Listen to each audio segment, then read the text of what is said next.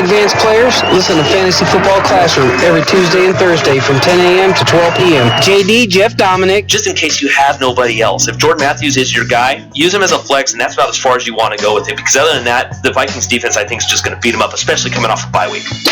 Professor Stephen Farias. You know what? I'll start with the quarterbacks in this matchup. I'll actually say that I agree with you on this. What? I know. I mean, and you're like, well, no, I must be the only crazy person that's taking Cap and Winston, but it's a 47.5 point.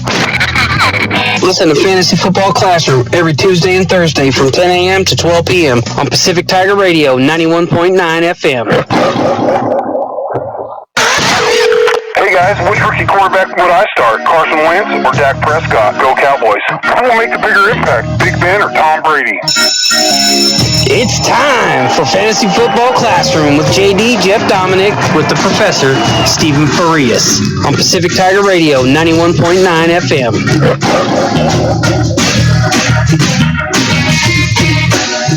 Good morning, everyone. Welcome to Fantasy Football Classroom. We are your hosts, JD, Jeff Dominic, that's me, along with the Professor, Stephen Farias. He will be joining me, or he will be speaking in just 1 second. We are going to get you all set for Week 8 in the NFL, and hopefully along the way, we will get you some great information to win your league, or at least turn around your season. We're about midway through, so hopefully we get you some great stuff. But now I'll get him involved. You know what I've learned about this week, Professor? I learned this week was rough in trying to predict things, and as much as I wasn't necessarily wrong, I wasn't necessarily right as well. How was your week? My week definitely could have been better. How are y'all doing this morning? I think that if I were going to give myself a grade, it's probably a C. I played my best matchups all week, but that didn't mean that I had good lineups all week. And that might be the situation you find yourself in. You've got players that you really like.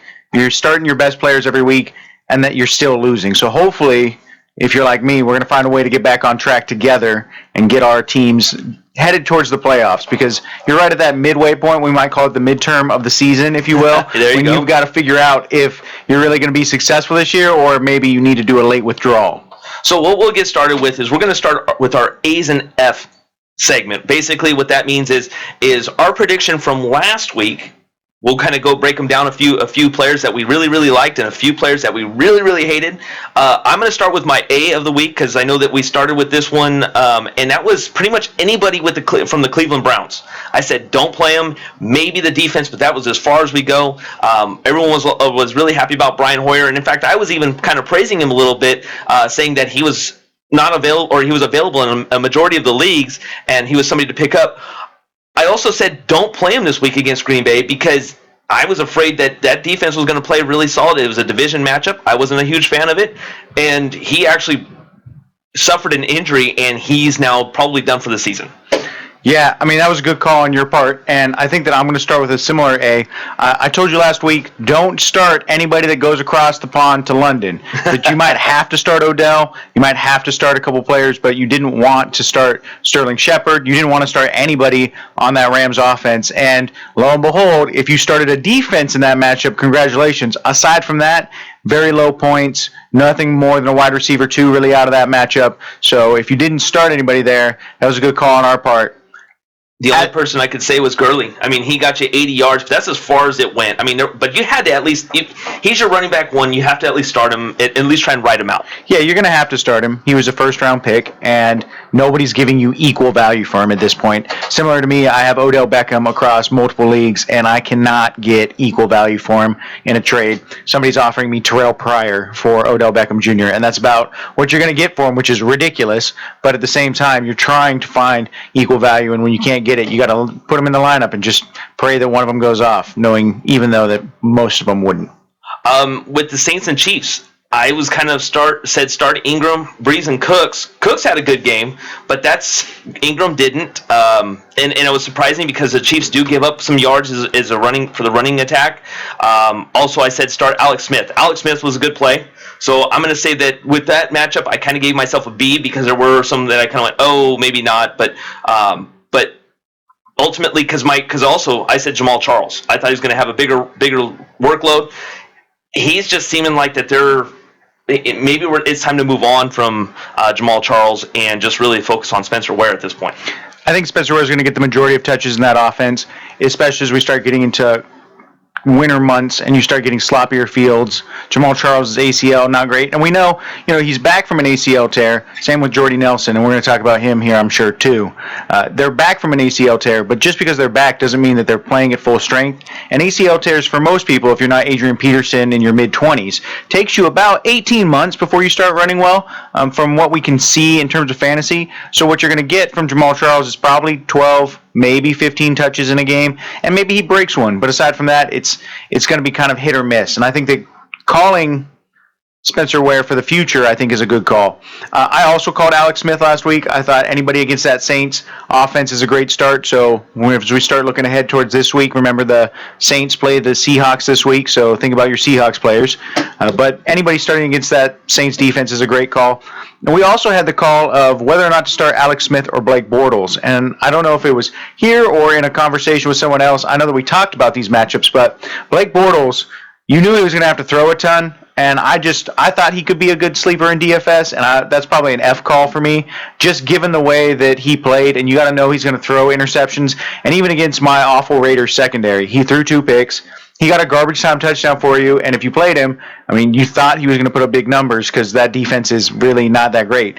And in all honesty, he's pretty much the worst quarterback out there right now. So I think that saying starting Blake Bortles in DFS was an F for me this week, even though starting Alex Smith was an A. No, absolute F. I also said the same exact thing, and in fact, even the prediction show that we run later on in the evening, I was high on the Jaguars. I wasn't going to call you out about that, but my Raiders put it to them. Yeah, no, absolutely. I don't have a problem with getting called out, especially when I'm wrong. I don't have. I'm used to it. I've been doing this for long enough that I'm used to being wrong. Just the majority of the times, as long as I have a majority of times being right than wrong, I feel a little bit better. Even if it's 51-49, I feel better. But yeah, the Raiders calling the Jaguars against the Raiders going. I mean, I looked at everything on my end. Is that going to the East Coast is very hard to do. Things like that are very difficult. I didn't feel comfortable with the Raiders, but they played tough all the way through, and the Jaguars just looked something awful. So, and I think unfortunately that's pretty much the dynamic of the season for the Jaguars, and we'll see what happens. I mean, all the way through for the rest of the season. I just don't. With Blake Bortles, I would say that it's time to, if you haven't gotten rid of him already, get rid of him now. Start streaming your quarterback for the second one, because a lot of your quarterbacks probably by now have gone through their bye week that you're using on a regular basis. So it's probably time to streaming them just in case an injury happens or anything like that, and hopefully nothing happens that way. But if it does, you have somebody ready for you. Blake Bortles is not ready to go yet, and I think that getting rid of him is probably your best option now. With that being said, keep the wide receivers, keep the running backs. They're still going to have their chances. So, I mean, you're going to want to keep Allen Hurns. You're going to want to keep Allen Robinson. I even say that T.J. Yeldon may be a good pickup at this way if he's available in some of your leagues. Allen Robinson, definitely a buy low candidate. I think that an Allen Robinson owner probably is not too excited about how well he's played so far, so you might be able to get him for, say, a Terrell Pryor. You didn't spend as high a draft pick on Allen Robinson as you might have on Odell Beckham, of course. Right. So that means that you might be able to find him there for a low pick or just a wide receiver that you found on the waiver wire. Another set of wide receivers that we called last week as having a good play and a good matchup, although the one I called, probably not the best, is the one that's on my team, Jordy Nelson. That entire Packers wide receiving core, and now Ty Montgomery in ESPN leagues listed at running back, and in FanDuel listed at running back. So you see that some websites are starting to shift him over. You're going to want to look at that, because I think that Packers offense is getting back on track. And what you're finding is that although Jordy Nelson is back, and I said that he's not playing as well, Randall Cobb had a huge game, Ty Montgomery had a huge game, Devontae Adams had a huge game. When you start thinking about all the weapons, and if Aaron Rodgers can just play in the flow of that offense, just as part of the offense, not those type of broken plays that he likes to play, they get Jordy Nelson those big touchdowns, but playing the offense, you have 4-5 starters every week from that offense, and I think that they really showed that against the Bears this week, and have an opportunity to show it again this week when they play against, and I know I got it here somewhere. Uh-oh.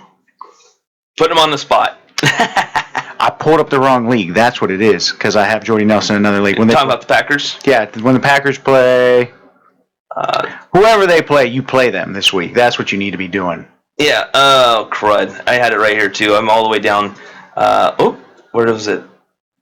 That's Bengals. I don't want Bengals. I got it. They play against Atlanta. I knew it was a juicy matchup. Okay. I just couldn't figure it out because again, if we look at that Atlanta game, you have that offense this week that was playing against the Chargers, and then the Chargers put up big numbers.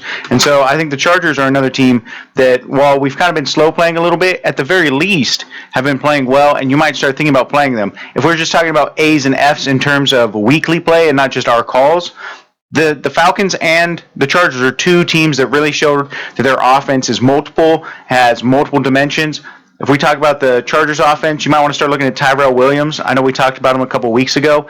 He's put up at least 60 yards in every game he's played so far. Week 5, he had 117. Week 7, this last week, he had over 130. So what you're looking at is a wide receiver that's putting up a ton of numbers now. He's getting an opportunity. And really, I think that proves Phillip Rivers' Hall of Fame status. He takes a wide receiver core that's pretty much awful every year because, unfortunately, Keenan Allen goes down or he doesn't have a wide receiver, and they put up big numbers. So look for anybody in that Chargers offense as well. I give myself a B, and maybe I'm being a little too hard on myself on this one because when we talked about the Colts-Titans matchup, I said start Marcus Mariota and DeMarco Murray. Both of them were solid. I just don't know if they were solid enough to entice anybody. But I still say that I'm riding this wagon right now. I like the matchups. I've been liking the way that Marcus Mariota is playing. DeMarco Murray has not been a wrong decision at this point. But am I too far off to saying that was a B play, or was this a true decent call on my part as far as this matchup? And, of course, I did say start Andrew Luck and Frank Gore as well. I mean, it depends on what you thought you were going to get out of Marcus Mariota. I mean, last week we had a pretty long talk about it. It's not a question of what he does. It's a question of what value do you think he's worth. And I think that's constantly the question in fantasy football. What is the value that person's supposed to provide? DeMarco Murray, second best running back fantasy football, hands down last week. And I think that gives you an opportunity to kind of look at it and go, he's going to be much more value. Marcus Mariota, I think he probably hit exactly where you would have expected him to hit. Probably got you a little bit more points in terms if you have a big play modifier in your league or something like that. So I think that it was a B call. I would give it a pretty solid call in this instance. Well, what I was saying was if you remember last week, is that Marcus Mariota might be a better play if you're streaming the quarterback, so maybe you didn't draft one that you wanted to, and it just kind of fell into that situation, or if your main quarterback's on a bye and you needed a quarterback right away because somebody got hurt, or you're just tired of Blake Bortles or somebody like that. Mm-hmm. I said go with Marcus Mariota. So that's why I kind of pushed myself towards the B. He played well enough to get you some points, and played well overall in that game. And if you look at it this week, I think that you're right in terms of Blake Bortles, Mariota. They play each other on Thursday night, another Thursday night matchup. In our league, he got about 20 points, Mariota did, because he's going to get you 220, 2 touchdowns. I think that was what we put for Alex Smith. If you could tell me that you have a quarterback, 220, 2 touchdowns, or a quarterback that's going to get you 240, 2 touchdowns and a pick, which one are you picking?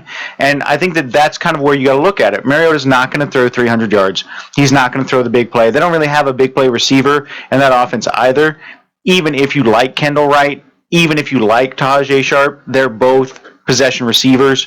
So I think that overall, Mariota's a good streaming option, especially somebody that might be able to get you some good fantasy points. And remember, the weeks before that, he was throwing for 3 TDs because when they get to the red zone, he's finding Delaney Walker. He's finding some of those players. Again, I think that it's a B call because he met and a little bit exceeded what you might expect out of him. Right. And at the same time, you still want to temper your expectations. You don't go out there and start him over even Carson Palmer at this point. That offense for the Cardinals, although ouch. Even though that offense for the Cardinals is not playing well in terms of points, they're still playing just as well in terms of yardage. And I would start a Carson Palmer. I would start, say, a Russell Wilson this week over a Marcus Mariota. But it's kind of one of those plays where you got to feel it out. And I think this week against Jacksonville, he's going to be a top 12 quarterback again.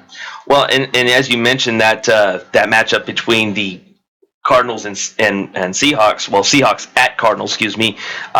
I said stay with both defenses. I might lean towards Russell Wilson, Doug Baldwin, and Jimmy Graham. F on my part. I said on the Cardinals, I'm staying away from them all. I have it written down right here. I said stay away from them all, even David Johnson. David Johnson had a good game, don't get me wrong. So I'm going to give myself the B plus on that because I said stay away from everybody on the Cardinals. But David Johnson got what you probably expected. So in that case, okay, I get it. So in that case, I'm going to say A minus B plus on the Cardinals side. The Seahawks side is a complete F. Yeah, the Seahawks side, I don't know what's wrong with this offense.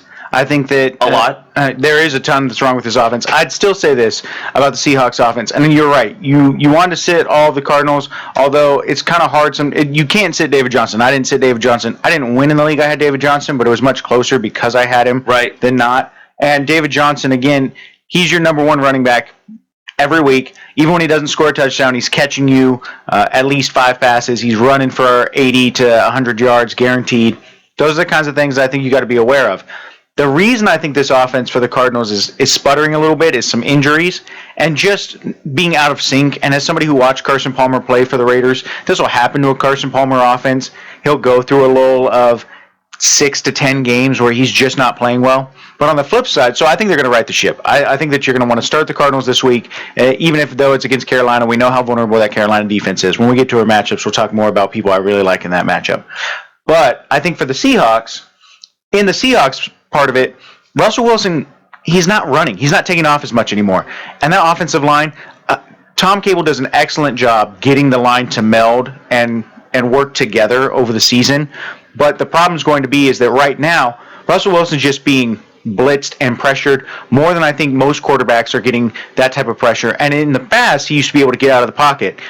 Even though he's practicing, those knee problems that he had at the beginning of the year, he had a knee injury, the ankle injury that he had at the beginning of the year, it's really limiting what he can do. So, I like the matchup this week, and I think that you stick with Russell Wilson, you stick with Doug Baldwin, you stick with Jimmy Graham, and you stick with Christine Michael. Because eventually, what this shows is, and remember, this is about opportunity as I talked about last week, the other side of that defense is holy cow awesome. When you think about how they're even playing through their injuries, that defense continues to prove that it's an all-time great defense. And so when you have an all-time great defense like that, they're going to give the offense opportunities for short fields. They're going to give the offense opportunities to put points on the board. And they're going to make it so that the offense is consistently in game. So even when they play poorly to the point where they can't put up more than 6 points, look, it's a tie. So that defense is something that you can lean on both in fantasy and then also lean on just in terms of your offensive fantasy players knowing that they're going to give the Seahawks an opportunity to play well.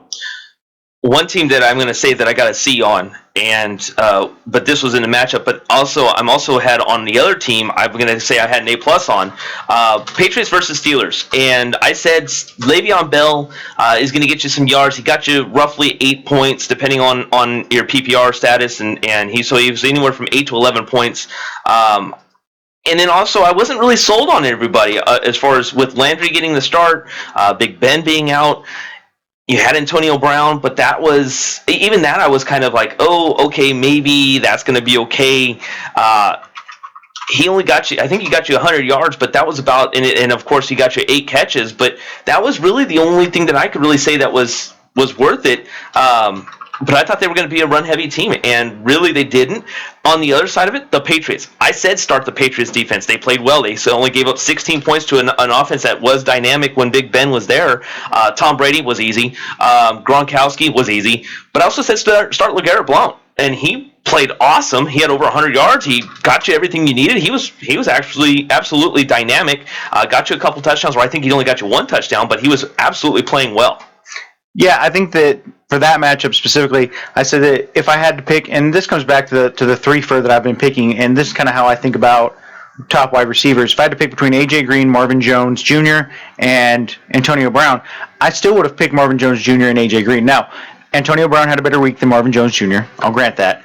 But he didn't have an Antonio Brown type week, and I think that's what you expect out of Antonio Brown is a big play. So if you had played A.J. Green and Marvin Jones Jr., you're not upset that you sat Antonio Brown this week, and I think that we were both kind of right on that call. As for the Patriots, I think I was with you in terms of Gronk.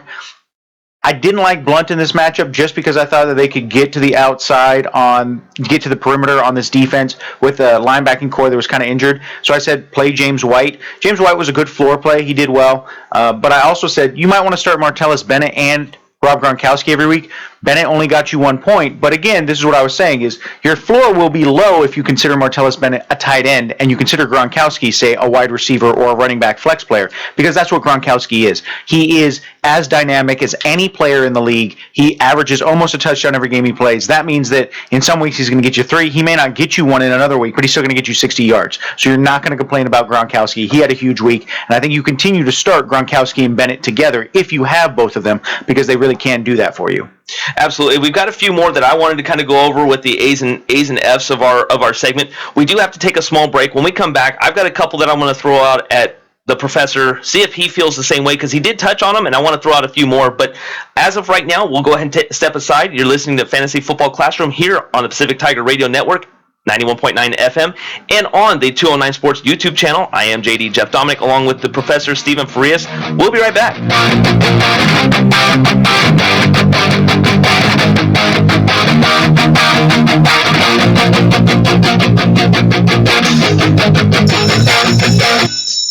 Yes, they don't play well outside of the dome, which means that they go to their running back. That's why they have Mark Ingram. And like I said, no, I don't think Brandon Cooks is a world beater, but he's a good wide receiver 3 this week. If you need a flex starter, start Brandon Cooks. I think he will get you points. Wanting to take your fantasy football lineup to the next level?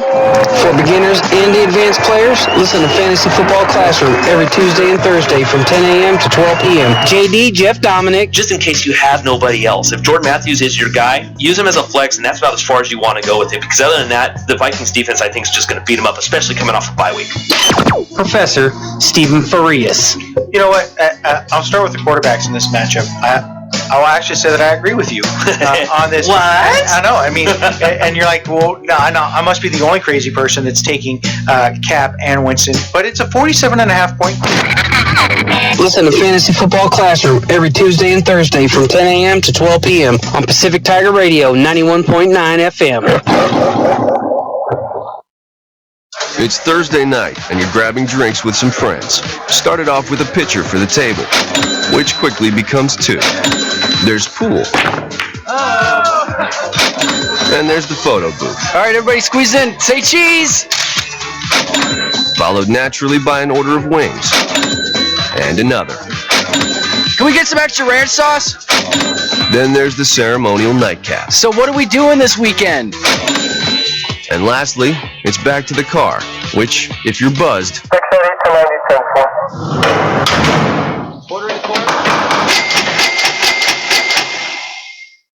could be the most expensive night of your life.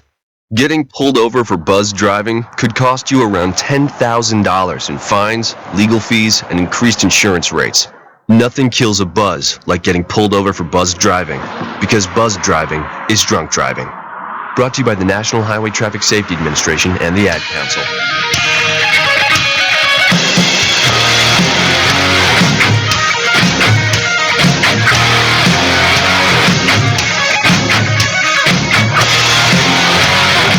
And welcome back to Fantasy Football Classroom here on the Pacific Tiger Radio Network, 91.9 FM, and also on the 209 Sports YouTube channel. I am JD Jeff Dominic. Alongside with me, as always, the Professor Stephen Farias. We are currently in the middle of our A's and F's segment of who we predicted would have a great day, who would have a horrible day, and seeing where we kind of fit in all this. That is being that Week 7 of the NFL football week. I had one for you, Professor, and that was my matchup. It was the Chargers at Falcons. You touched on this, but here's who I said to play, and one of them was Phillip Rivers on the Chargers, but I also said start Melvin Gordon. Solid afternoon for him, as he was over 80 yards, scored a touchdown. He now has 10 on the season.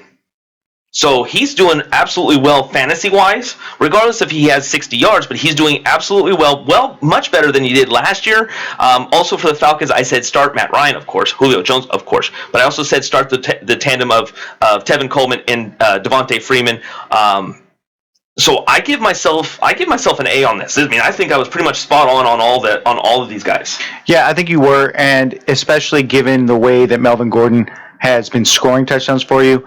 And, of course, I think that you would start pretty much both Tevin Coleman and Devontae Freeman if you've got them on your team right now. Here's a couple of things I some good reminders about how fantasy football can be both a tease and also kind of lucky. So Melvin Gordon, excellent week this week, a lot of touchdowns. Right. But still only averaging 3.34 yards a carry, still not getting yards after contact. Here's what I'd say about Melvin Gordon. I sold low on him at the beginning of the year, thinking I could try and find a way to get value out of Willie Snead and Ryan Matthews. I got taken to the cleaners with that one. But at the same time, now if you've got Melvin Gordon, look to sell high on him. I don't think he's going to continue running as well. He will get opportunities in the red zone. So it feels like a lot like Jerome Bettis used to be. He's not going to get you a ton of good yards, and he's not running that well, but he's still scoring touchdowns. I think Jerome Bettis is the guy that had 3 touchdowns in a game where he had a -1 rushing yard. So I don't know how that's possible, except unless you're Jerome Bettis. But what you're really seeing here is he's a touchdown-dependent play. People might think that he's a lot more valuable, and yeah, you might give up another 7 touchdowns. You might. But now you're projecting him to get 17 touchdowns total in a year. That would be a historic year for most running backs. And so, again, I think you sell high on Melvin Gordon. His value is never going to be higher right now. As for the Falcons, I think you had a great call about the Falcons and how to play them. I also think, though, that Tevin Coleman, moving forward, again, I don't think he can be as good with his efficiency. And through the first couple of weeks, through the first 7 weeks, his efficiency rating for the number of touches he's been getting is off the charts. But if you think about this in terms of opportunity and him not getting as many opportunities, he got you 14 points this week because of his yardage and touchdown.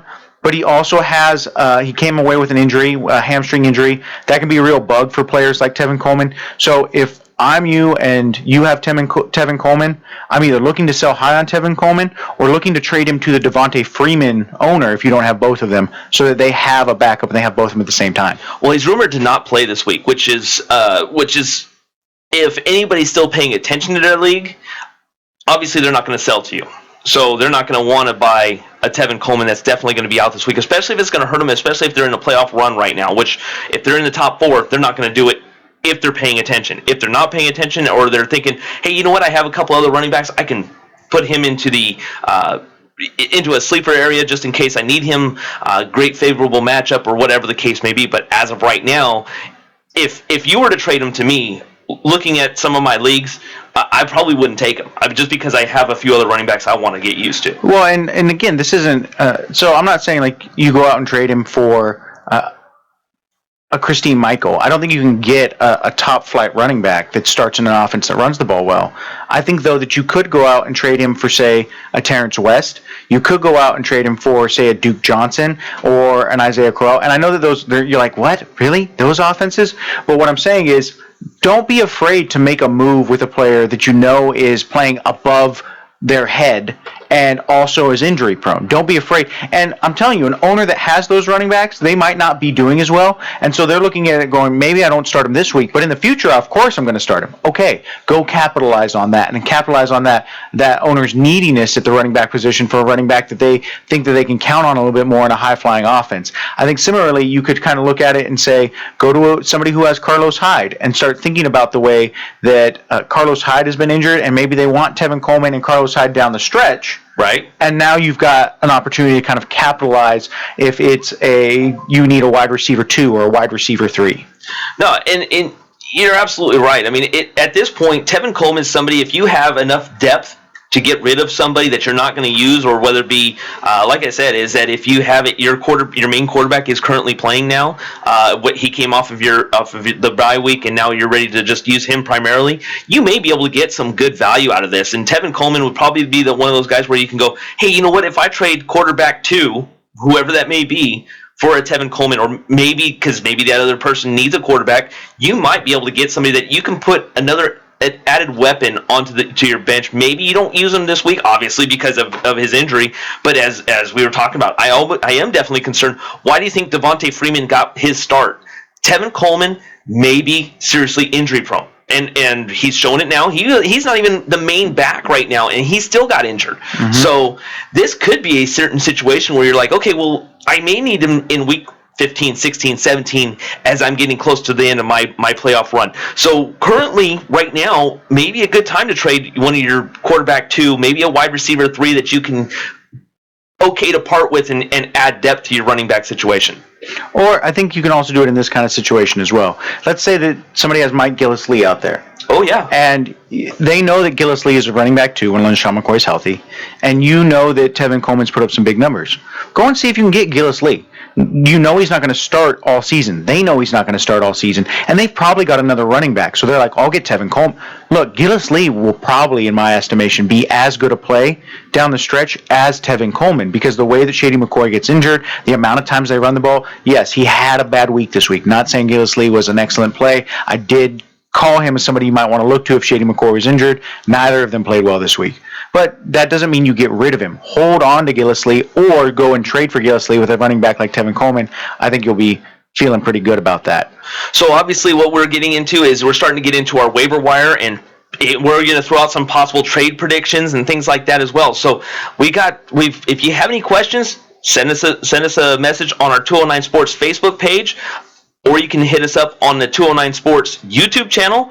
Got any questions regarding any plays that you may have this week? Let us know. We will be glad to give you any ideas of what we may have and what we may be able to provide for you, because we're going to continue on with that as well as our waiver wire. It is the top of the hour, so we're going to take a small break. When we come back, waiver wire, trade predictions as we get going. I am once again JD, Jeff Dominic, as well as right next to me, the professor, Stephen Farias. This is Fantasy Football Classroom here on the 209 Sports YouTube channel and on the Pacific Tiger Radio Network 91.9 FM. How to be a great dad in 15 seconds. Bike ride, go fish, walk in the park, phone call, milkshake, play catch, picnic, fly a kite, tell jokes, laugh, talk, read a story, tell a story, bumper car, swing set, bowling, pillow fight, cut loose, stay tight. Whew. Because the smallest moments can have the biggest impact on a child's life. Take time to be a dad today. Call 877-4DAD-411 or visit fatherhood.gov. Brought to you by the U.S. Department of Health and Human Services and the Ad Council. You're listening to KPAC, Stockton 91.9, KPAC, home of the Pacific Tigers. Man, do I love card night. You ready, boys? You got a king? Go, fish dad! Oh, come on! This is WWE superstar Titus O'Neil. The smallest moments can have the biggest impact on a child's life. Take time to be a dad today. Learn more at 877-4DAD-411 or visit fatherhood.gov. Brought to you by the U.S. Department of Health and Human Services and the Ad Council. I heard on the news about that 5-year-old who found his uncle's gun. The kid didn't know it was loaded. I heard on the news about that 14-year-old girl who was bullied online. For like a year, she couldn't take it anymore, so she got her dad's gun from his nightstand. I heard on the news about that guy who broke into someone's house, stole a gun from the hall closet. He accidentally shot his cousin in the head. She killed herself. And later, killed the owner of the store he was trying to rob. If you own a gun, you have a full-time responsibility. When you aren't using it, be sure it can't get into the hands of curious children, troubled teenagers, a thief, or anyone else who might misuse it. Your family, friends, and neighbors are all counting on you. Remember, always, lock it up. For more information on firearm storage safety, visit ncpc.org. This message brought to you by the National Crime Prevention Council, the Bureau of Justice Assistance, and the Ad Council. A boy born in Joplin, Missouri was fascinated by anything with wheels and a motor. The odds of him going on to fascinate millions with his talent? 1 in 260,000. The odds of this born racer having 157 career top 10 finishes in NASCAR? 1 in 125 billion. But every driver seeks the pinnacle of their achievements. The odds of him winning both the Daytona 500 and the Brickyard 400 in the same year? 1 in 195 million. The odds of a child being diagnosed with autism? 1 in 68. I'm NASCAR driver Jamie McMurray, and my niece has autism. Learn more at autismspeaks.org/signs. Early diagnosis can make a lifetime of difference. Brought to you by Autism Speaks and the Ad Council. I heard on the news about that 5-year-old who found his uncle's gun. The kid didn't know it was loaded. I heard on the news about that 14-year-old girl who was bullied online.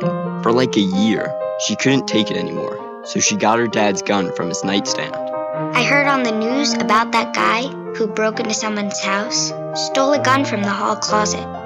He accidentally shot his cousin in the head. She killed herself. And later, killed the owner of the store he was trying to rob. If you own a gun, you have a full-time responsibility. When you aren't using it, be sure it can't get into the hands of curious children, troubled teenagers, a thief, or anyone else who might misuse it. Your family, friends, and neighbors are all counting on you. Remember, always, lock it up. For more information on firearms storage safety, visit ncpc.org. This message brought to you by the National Crime Prevention Council, the Bureau of Justice Assistance, and the Ad Council.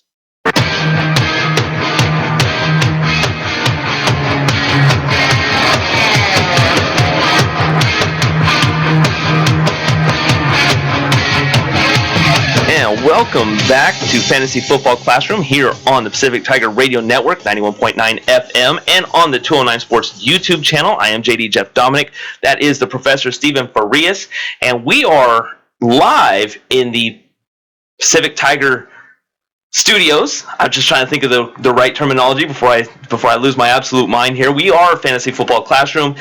Stephen Farias, we missed, you brought one up, and that was an awesome play on your part to bring this up as we start to transition into the waiver wire pickups and also some trade options as well. And it was a running back that has done basically one thing that only 4 running backs have done, and that's account for 2 straight 200-yard games, and that is Jay Ajayi. Yeah, and I think that this is an opportunity for us to kind of go, our bad, because we told you, look out, that offense is pretty awful. No shot Jay Ajayi. I believe I said there's no shot Jay Ajayi does what he did last week, this week, and he did exactly what he did the week previous this week. Again, I think that Jay Ajayi is a player that you're going to want to look for on the waiver wire. He's a player that in that offense, and it's a bye week, and so you may be able to find a owner that was desperate on the waiver wire and picked up Ajayi and started him and was very happy that they started him, and now he's on a bye week, and they're going to look to get value.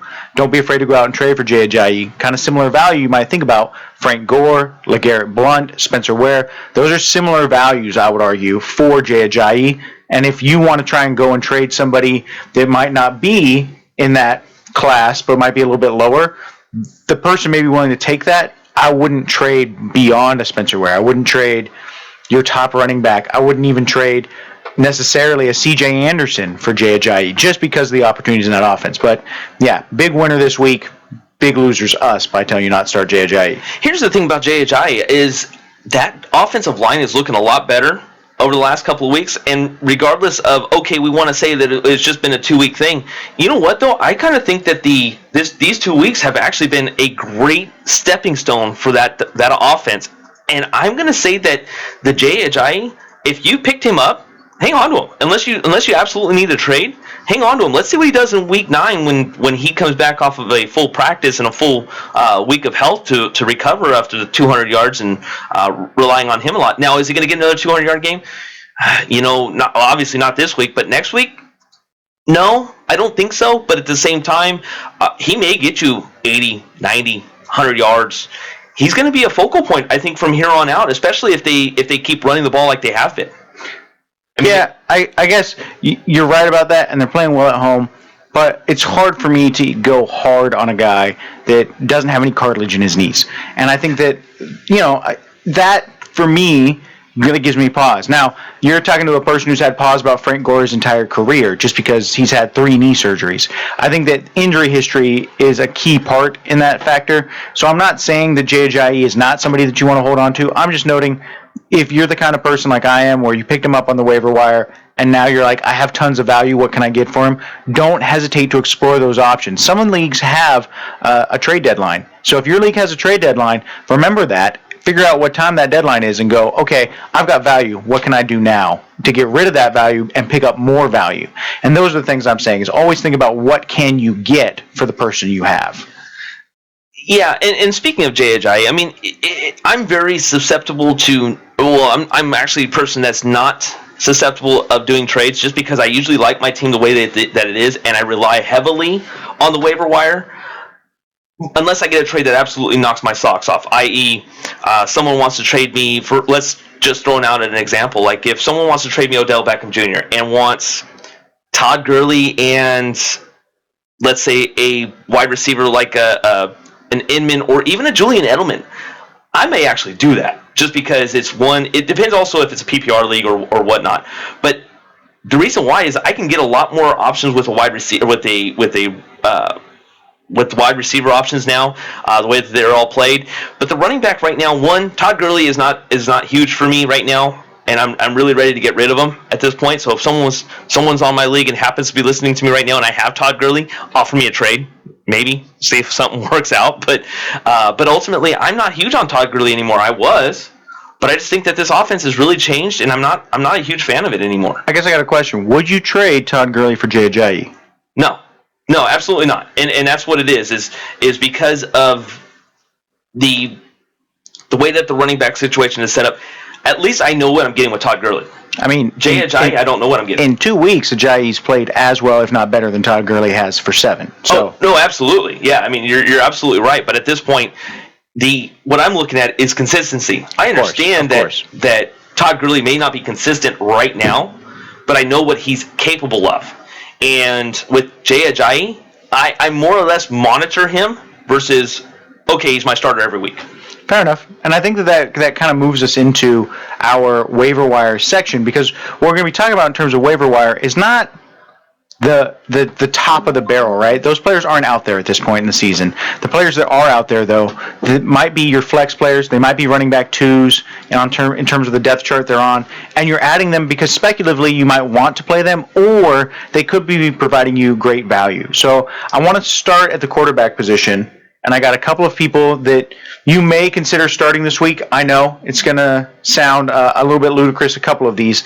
And one of them I'm going to tell you that you might want to fade in our matchup section, just because our Chris Cannon came in here and really wanted to pump one of them up. And I can't get on board with his call. So we're going to talk about that. Not this week. Yes. No, not this week. But maybe in the long term. So the first quarterback I'd throw out there for this week is Brock Osweiler.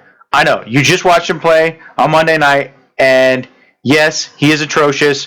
Yes, I know most of you at home are saying, what are you talking about in terms of Brock Osweiler? And, okay, I get it. He's not a good quarterback. And I've been saying that for a while, and I said it all last week. But a couple things this week, okay?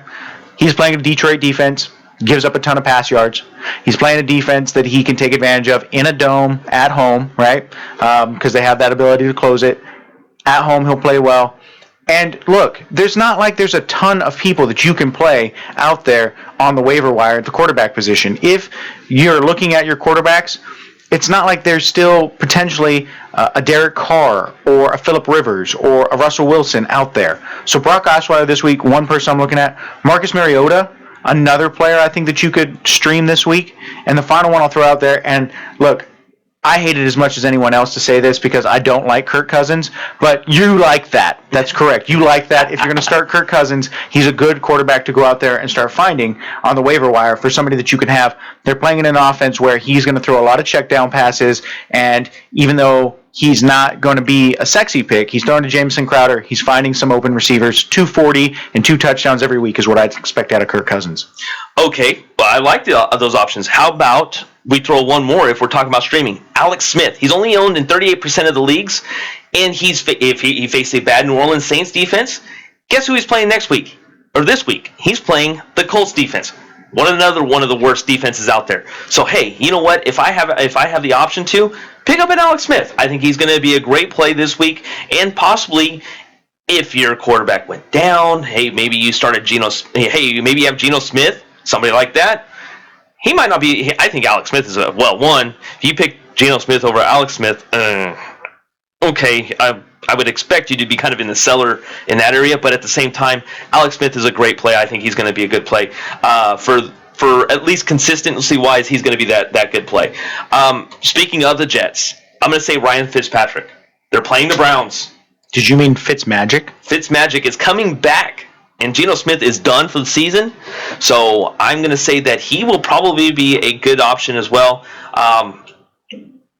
especially this week playing the Cleveland Browns. Speaking of Cleveland Browns, I'm going to say that this was one of the options out there, and that's Kevin Hogan for the Cleveland Browns. And I don't know why, but at the same time, he had 100 yards rushing and 100 yards passing. So if you're desperate, not a bad option. No, and I think that you've got to remember that somebody's got to play quarterback for the Browns, and it's a Hugh Jackson offense. You're gonna find players week to week, and if it's really you're doing a Hail Mary kind of play, or let's say you're starting in a 2-quarterback league, right, and you need 2 quarterbacks to start, Kevin Hogan's worth looking at. Or let's say that you're starting in a daily fantasy league, and you are in a 2-quarterback setup for a daily fantasy league, start Kevin Hogan. He could be a good play for you. A couple of quarterbacks I want to talk about dropping because of where you're at in this season, and I've got one. I think I've got a few. I'm gonna rattle them off. The first one is Eli Manning. I think that Eli Manning is somebody who has shown that week to week he's not playing well in that offense. And I like Odell Beckham. I like him to play in some weeks against the matchup, but quarterback play can be difficult to find. I think you can drop Eli Manning. I think you can drop Blake Bortles. He's, I think, perhaps the worst quarterback in fantasy this year, and you really just don't want to count on him. I know it's going to raise some eyebrows, but he has not played well, and he's not playing well in that offense. And finally, somebody that is really going to raise some eyebrows, especially with the matchup this week, and also with the way he just played, Jameis Winston. Now, just hear me out on this one. I'm listening. Jameis Winston plays the Raiders this week. Fair enough. But the Raiders have shown that they can do 2 things on defense. One, they can give up a ton of yardage. But 2, they can play well against young quarterbacks. They stifled Mariota. They stifled Bortles. Jameis Winston, a young quarterback, 12 touchdowns, 9 interceptions. That means he's going to throw picks. He's also been sacked 14 times. That Raiders defense is finally starting to come together. Yes, they play in Tampa, but I think that Jameis Winston has also shown this year, and here's the thing. You might be able to pick up Jameis Winston. You might be thinking about streaming Jameis Winston. I think the people we listed this week are much better, and here's why. If you look at Jameis Winston's week-to-week production, he'll have one good week, and then the next week he'll regress. So here you have a Raiders defense staying the entire time on the East Coast. They're not coming back to California. They're staying in Florida because they just played in Jacksonville. They're going to be rested. They're not going to have that jet lag problem, and they just came off a game where they played well against another young quarterback. Look for them to confuse Winston. Look for Winston to turn the ball over twice, get sacked a few times. That means it's going to hurt his production. I would not look to keep Jameis Winston playing this week. I'm going to say that Blake Bortles is the number 1 option on my end. I like that the Eli Manning throw out there. I liked it. Actually, it made a lot of sense. Blake Bortles is just wow. I mean, I cannot believe a person that regressed so much in the same offense. I mean, I understand the Jameis Winston one. It kind of makes sense, but they're playing in the offense for the very first time. Well, it's the same offense that they were in last year. Dirk Cutter just takes over. Fair enough. But Jameis Winston, Blake Bortles has been in the same offense for the last couple of years, and he's regressed so badly that people are. I mean, I think the way that you look at it is they're slashing prices not once but twice, but not even that, 3 times because they're they want to get starting rid of him. Chad Henne. That's how bad it's gotten. And I think that here's the problem that people need to realize, just in terms of like this. People say I have a former boss who hates fantasy football because he thinks it creates people that are fans of players and not the team, and he's a huge Kansas City Chiefs fan. And I think that, granted, it takes a lot of heart to be a Kansas City Chiefs fan or really a Kansas City fan of anything, but I think that what his point is you look at stats and you don't look at the player.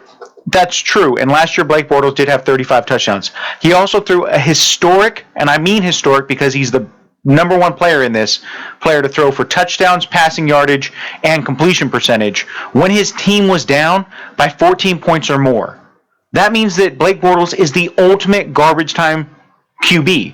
But the problem is that when you do that, it shows that you can't play well otherwise. And when defenses start continuing to pressure you, yeah, he got a garbage time touchdown this week, but that's about all he's good for at this point. Yeah, so I think he's your biggest drop of the season, but also of this week. I wouldn't even really look to pick him up unless you're streaming a quarterback and 29 other quarterbacks got hurt. So, I mean, that's really, really where I'm at with it. I mean, I'm really not sold on this guy. I've sold so low at this point that I think, for the most part, just releasing him is your best option. I don't think you'd get anybody for him.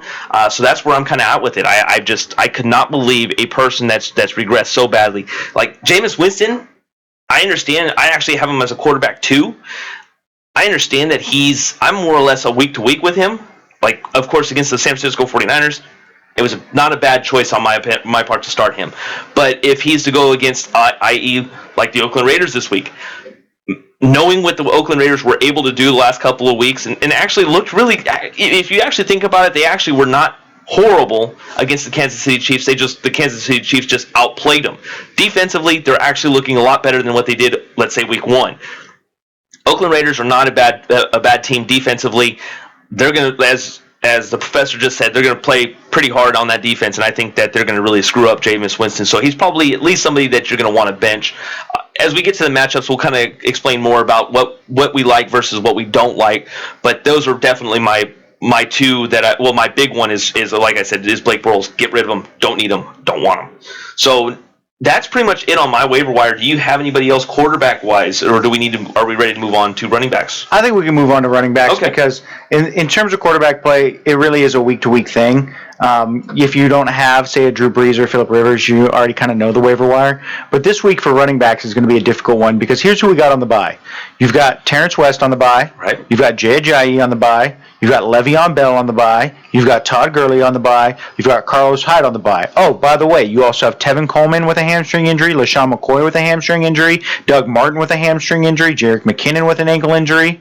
You've got a lot of injury, as we already know, at the running back position. So we're digging deep and trying to figure out who are some people that you could pick up that could play well. So who's the first person on your list? I actually have Chris Thompson from Washington. 11% owned. He led Washington in touches with 12 rushes, 73 yards, and 7 receptions for 40 yards. Matt Jones fumbled into the end zone, and that is enough result for Thompson. I think he's probably going to get the best option for the immediate playing time. So I'm going to say Chris Thompson, Washington Redskins, go out and get him. He's only owned in 11% of the leagues. I certainly agree with the Chris Thompson call. He's 31 in standard league format, but he's only averaging 10 touches a game. He had 72 yards on 13 touches, I believe, this week, which tells you that he's efficient with his touches. He's getting yardage. And if Matt Jones continues to fumble that ball, Jay Gruden won't put up with that. He can't have an offense where they fumble the ball, especially in a West Coast offense. So remember, Chris Thompson's the pass-catching running back. So if you think that Chris Thompson can get 15 touches to 17 touches in a game, go out and get him and start him. Because I think that, much like we were talking about Tevin Coleman earlier, Chris Thompson is a Tevin Coleman type. Now, here's somebody that I think is very similar in terms of production, in terms of efficiency, that will be a good play moving forward. Devontae Booker of the Broncos. I was pretty high on C.J. Anderson having a good season this year. Unfortunately, it seems Gary Kubiak does not like C.J. Anderson, and I'm not sure what to do with that aside from pick up Devontae Booker. As you watched the game, hopefully you watched the game last night. If not, I'm sure there was better TV on, maybe. Who knows? Hopefully basketball comes back soon enough to where these awful games are not worth watching. Next week. Yeah. But what we're seeing here is Devontae Booker, even though he's outgained 107 to 83 by C.J. Anderson, he still found the end zone, and this is a pretty even split in terms of snaps. He's only owned in 34% of Yahoo leagues. Devontae Booker, I think, should be owned in all 12-team leagues. I think that in a 10-team league, depending on what the depth of it is, you may not want him, but Devontae Booker is somebody I'm really looking at to have that kind of big week. So, okay, no, I like it. How about, you touched on him earlier. I'm going to say Mike Gillislee. And the reason why I say that, one, the injuries. But two, you may have a deep league, whether it be 12 to 14 teams. Gillislee is only owned in 51% of the leagues. But if you look at numbers-wise, you're going to obviously go with LaShawn McCoy. He gets you 100 yards. He'll probably average you a touchdown. But who gets the majority of the carries in the red zone? Mike Gillislee. And the reason why I say that is because he's the hard-nosed running back that you want and need in that on that team. Gillislee is a favor by head coach Rex Ryan. He's a guy that you'll see in the end, really start to come into the end zone. He may be actually a solid start coming up, not just now, but as in the future. He may be more of a running back 2 option, but of course that's what we're talking about because it's waiver wire, and usually they're your running back 2 option anyways. I really like Mike Gillislee just in terms of as a player, he's to fill in. I also think here's the key part about him in this offense. I said pick him up. He's also a pass-catching kind of running back. He can catch the ball out of the backfield. And here's who they're playing this week, the Patriots. Now, I know, you're thinking, the Patriots, they lost. Bill Belichick's going to want to put it on the Bills. You're absolutely right. But here's the thing that the Patriots don't do well. They don't do well against running backs on the perimeter. So if you can get a running back that can get to the perimeter, get to the outside, and score, Mike Gillislee is the type of person that you want this week, and I think he'll play well. He's not going to be a world beater necessarily, but he'll play well for you, and I think similarly of another player against a big defense this week, and that's Kadeem Carey. Look, I don't think that Jordan Howard is going to be the running back to own long term, and I'm not sure who is, but that means that you go out and you find a Kadeem Carey. He catches the ball out of the backfield. He's not going to get a ton of between the tackles carries, but he's played better than Jordan Howard has over the last 2 weeks. They are playing the Minnesota defense, but as the Philadelphia Eagles proved, that offensive line for the Vikings, not good at all. And so if the Bears can pressure Sam Bradford, they're going to get some short fields, which gives Kadeem Carey some good play. So I think Kadeem Carey is a player that you want to go out and look at and say, hey, if I need a player, can I trust Kadeem Carey? And I think investing in him for now and potentially long term could be a good play. Now, we're talking about getting deep into the bag of tricks, right? Real deep. How about if you're looking for a running back and you need one, how about Zach Zenner, Detroit Lions? And I'm serious. Zach Zenner, the Lions are rotating Zenner and Justin Forsett, but there's still some value to be had. Excuse me. Zenner had 9 rushes for 29 yards and a touchdown. He did not catch a pass, but had 2 targets. Detroit expects to start getting Theo Riddick back in it, but back in the lineup. So Zenner value may be fairly limited, but if you're running 14 teams, or if you're needing just somebody, Zach Zenner is not a huge pickup, but he may be a pickup at least in Week 8 with if you have, let's say, like a Le'Veon Bell or even somebody else that may be on a bye week right now. Yeah, I think Zach Zenner is a good call. I also just remember, if they dropped Dwayne Washington, I think that you pick up Dwayne Washington before Zach Zenner because he could run well against the Texans. But also remember that if Dwayne Washington's still out with that ankle injury, Zach Zenner is going to go up against a Houston Texans offense or defense that just gave up a ton of rushing yards to the Broncos and is playing on a short week. Both of those are reasons to prefer the Lions' running game, I think, this week, and you could be benefited. The last 2 deep people, I'll say. I have 1 left, so I'll let you run with your 2, and then you can go ahead, and then I'll take mine last. Peyton Barber, never mind, of the Tampa Bay Bucks, I think is somebody that is ready to play. Now, again, these are people that you're speculatively adding because you're not sure like where Doug Martin is at. If Doug Martin's starting this week, you're not going to play Peyton Barber. But if Doug Martin isn't starting this week, Quiz is a small running back. He's not going to be able to hold up to the carries he's been getting. Peyton Barber is somebody that you could add. I'll throw one out there because hopefully that'll give you one more. No, I'm done. Okay.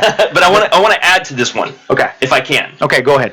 So he had 12 rushes, 84 yards, and a touchdown in Week 7 against San Francisco. And this is barring Quiz Rogers has an injury, or it says suffering an injury. I don't know if that means he suffered one or not. But the Bucs will also face Oakland Raiders, Atlanta Falcons, and the Chicago Bears. So if Rodgers goes down, Barber has huge value. So that's why I wanted to throw that one out there right now for you. And I think that's true. The thing about Jameis Winston is we'll talk up in the matchup scenario. I don't like him against the Raiders this week. I love the running backs. So anybody that you can get for Tampa against that Oakland's defense is good.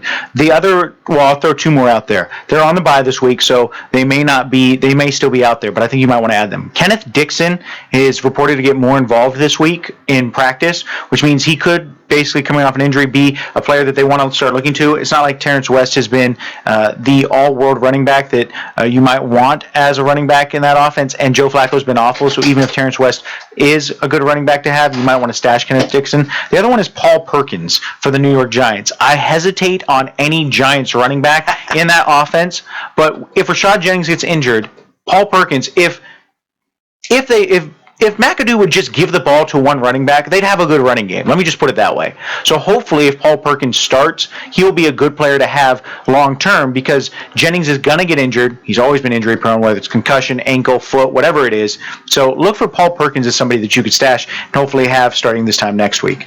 Let's move over to wide receivers real quick. And I'm ready to absolutely blow the top off of anybody that has not picked this guy up, and that's Jamison Crowder. He's only owned in 37% of the leagues. If you have a PPR league, pick up Jamison Crowder, especially with the primary beneficiary of Jordan Reed being absent lately with a couple injuries. He had 3 receptions and a touchdown in Week 6. He followed that up with 7 receptions, 108 yards in Week 7. Reed is expected to be back soon, but still, Crowder is still getting your receptions. If you have not picked him up, pick up Jamison Crowder from the Washington Redskins. That's my first one because it just kind of was frustrating me the more I saw this. I can understand that frustration. I really can. And I think Jamison Crowder is a perfect person to think about for bench depth. I think when we get to bye weeks and like next week you have Doug Baldwin and you have John Brown and Michael Floyd and Larry Fitzgerald on the bye. You have all these people on the bye next week. He's going to be a great person to have. I think that to start, I have two players from the Packers. One of them is a wide receiver, but as we talked about at the top, he might be a running back by the end of this week. I think both of them, though, you want to pick up. Devontae Adams and Ty Montgomery. Ty Montgomery has caught 15 passes for over 140 yards over the last 2 weeks. Out of the backfield, he creates a dual threat type player. And if they list him as running back, he would be my number one running back ad at this point because now Davis has proven he's a plotter. And yes, they're going to give him the ball, but that offense is going to start those swing passes. And Ty Montgomery, if you're in a PPR league, huge waiver wire pickup. You'd be my number one running back pickup if I could add him there. But I think at a wide receiver position, he still provides value.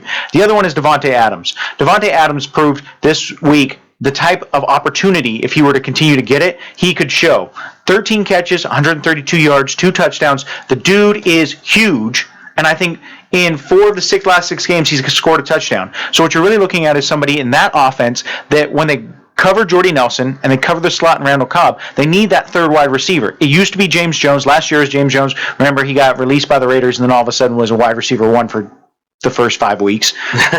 Before that, it was Greg Jennings. They need a wide receiver 3 in order to make that offense work. Devontae Adams has proven he can be that wide receiver 3. I would go up. He'd be my number one wide receiver ad this week. He's owned in 18% of average fantasy football leagues, whether it be PPR or regular standard. In Week 7, 13 receptions, 132 yards, 2 touchdowns. He will not be the leading fantasy receiver most of the time, but Rodgers is finding him in the end zone especially. He has 2 touchdowns, and in 4 of the 6 games, he has had double-digit totals 2 of the past 3 weeks as well. So he gets a ton of matchups, and at home against Atlanta, I kind of like it. You know, that's just my opinion. Well, once again, that's something that we'll kind of keep to ourselves until we get to matchups. He's at Atlanta and at home against Indianapolis. Brandon LaFell is my other guy. Cincinnati Bengals. Second on the team with 5 targets in Week 7. He took advantage of them. He had finished 4 catches, 83 yards, and a touchdown. He's the clear number 2 wide receiver, but the return of Tyler Eifert will definitely hurt that. So he still holds some value. Wide receiver. He's a wide receiver 2, maybe a flex, but if you have a deep wide receiver core, I think you'll want to keep him week to week is basically how I'm going to handle that one. I like that one, and I think that he's showing that he can step up across from A.J. Green. Remember, when that focus is on A.J. Green, they got to throw it to somebody else. That was where Marvin Jones was last year. You kind of look at the wide receiver that Marvin Jones is. Brandon LaFell is not Marvin Jones, but at least Brandon LaFell is going to get some looks. I've got 2 more I'll throw out there. And I think both of them are coming off the injury list, and so I'm hoping I don't step on you again. That's what I was waiting. I was going to say something, but I was going to let you just handle it. I'll peek over there and see who you got. The first one I'll throw out there is Dante Moncrief. Okay. He's still owned in 64% of leagues across the board, so he may not be out there, but if somebody gave up on him, he's expected to make his return, and that Colts offense is finally starting to get going. T.Y. has been huge. Frank Gore's running the ball well again. Jack Doyle, where did he come from? Andrew Luck loves his tight ends, and so again, I think that if that's a good add at the tight end position, but then look for Dante Moncrief. Huge receiver. They need that big receiver. He's the biggest receiver they have because everybody else is 5'11" and just fast, which I don't understand if Al Davis has come back from the dead and is running the Indianapolis Colts. But even still, I think that Dante Moncrief will be huge and could be a good stash, even if he doesn't play this week going forward. The other one I'll toss out there is Corey Coleman. He also has been injured, and he's practicing again. I think long-term, this is a wide receiver that you want to put in your lineup and hope that he's going to continue to play well. I think that you could go ahead and drop, in my opinion, a Sammy Coates or a Cameron Meredith. Both of those players, I think, they're in offenses where the quarterback play is not going to be good, and the defensive matchups coming up are even worse for them. So look for Corey Coleman and Dante Moncrief, if they're still available in your league, to pick those 2 up. So I had 2 as well, and neither of them were yours, so that kind of works out. One of them is going to be somebody that you're going to obviously bench this week because he's on a bye, and that's from the Miami Dolphins. That's Kenny Stills. He finished Week 7, albeit that Jay Ajayi had 200-plus yards rushing. He Kenny Stills had in week 7 100 yards and a touchdown, primarily to a 66-yard touchdown. He's a boomer bust option, but after week 8 of the bye, he faces bad defenses, including as much as it's hard for me to say it, he does play against the New York Jets and also the San Diego Chargers. So he may be a good option. Also, Marquise Goodwin, Buffalo Bills. And that's because, one, you have obviously your top wide receiver has been gone, that being Sammy Watkins all season, yet they've been able to find ways to win. Robert Woods has been missed week 7 with a foot injury. With his status being unknown, Goodwin becomes the number 1 wide receiver. He finished the game with 4 receptions, 93 yards, and a touchdown. Another boomer bust option, but those are definitely your top wide receiver or some wide receiver options that you want to gamble with. And as much as we don't like gambling, there may be that option right there. So those are our wide receivers. We still have tight ends, and if you're streaming defenses, we want to kind of get to those as well. But we do have to take a small break. This is Fantasy Football Classroom here on the Pacific Tiger Radio Network, 91.9 FM, as well as on the 209 Sports YouTube channel. I am JD Jeff Dominic alongside with Professor Stephen Farias. Any comments are more than welcome. Let us know on the 209 Sports Facebook page as well as on the 209 Sports YouTube channel. We'll be right back.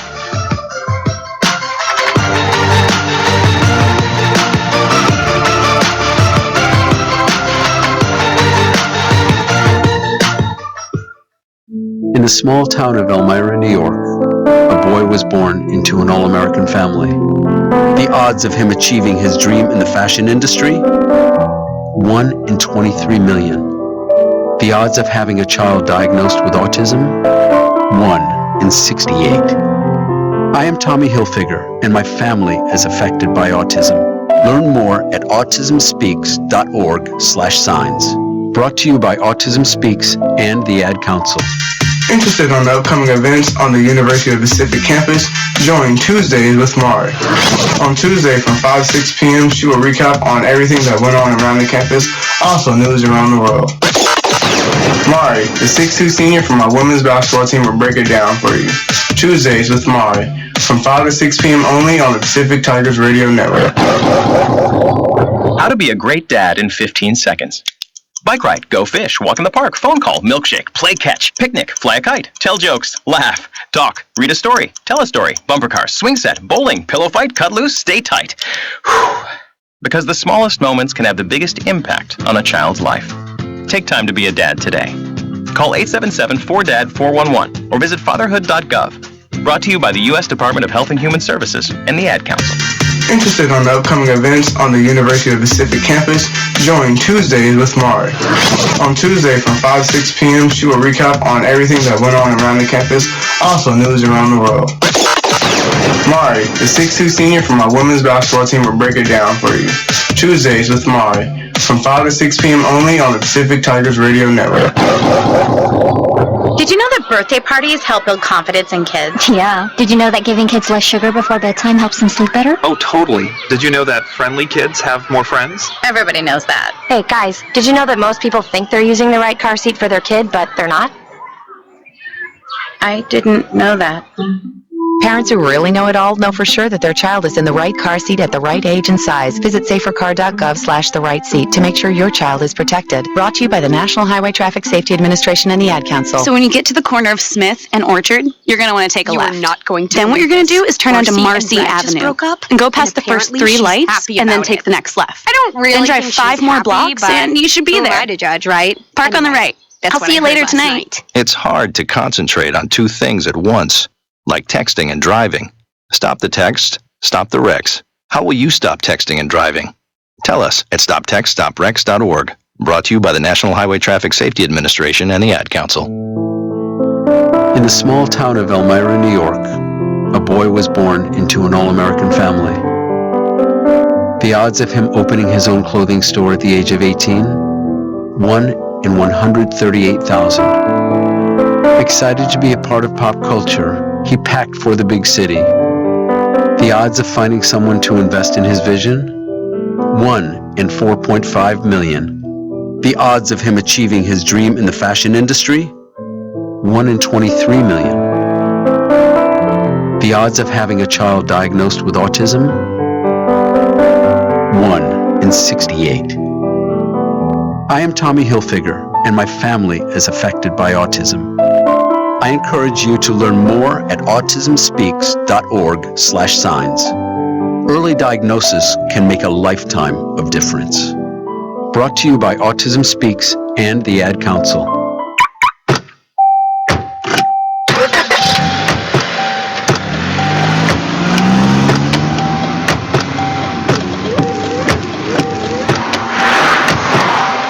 Driving has a rhythm all its own. Don't wreck it with a text. Before you get behind the wheel, silence your phone.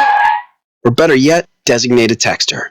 For more text-free driving tips, visit stoptextstoprex.org. Brought to you by the Ad Council and the National Highway Traffic Safety Administration. Foreclosure is hard on every member of the family, but your family is not alone. If you're struggling with your mortgage, there is help.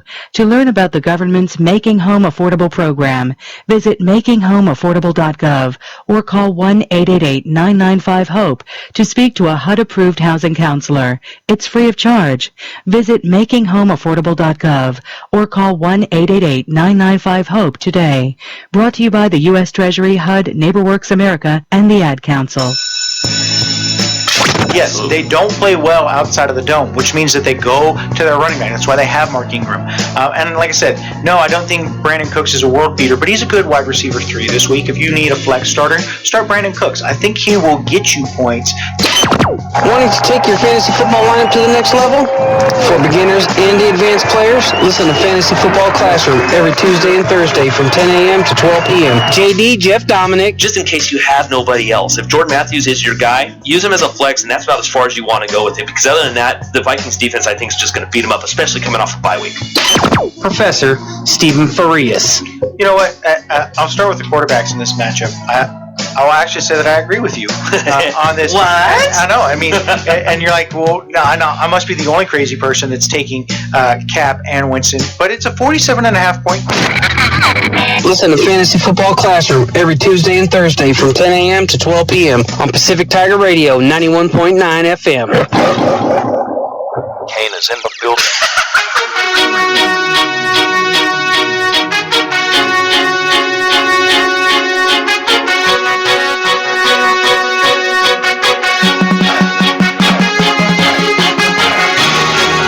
Welcome back to all over the place.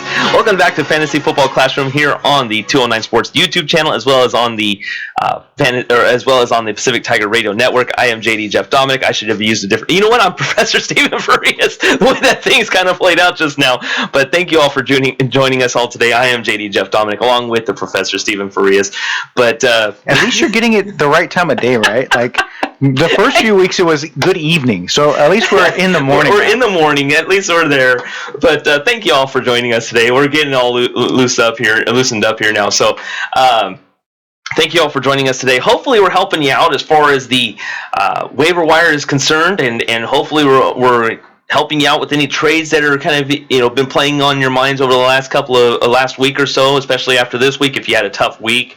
And we're in the middle of the waiver wire right now. We're about to talk a little bit about tight ends. If you're listening to us on Thursday, thank you guys very much. We do appreciate it. It's been a blast to be able to present this to you because it's actually been a lot of fun. I've told the professor this many times, and if he doesn't believe me, hopefully he's believing me now that this has been absolutely a blast, and I couldn't have asked it for a better time slot in order to do this as well. So thank you all very much for allowing this, and I appreciate it, and I appreciate Professor Stephen Farias to come out here and do that. I know I usually like to use the professor in front of it because that is your stage name on this show. Moniker. So that's your moniker on this show. So I want to make sure that I give that out correctly. But it's been absolutely fun this whole time. So agreed. I'm having a great time.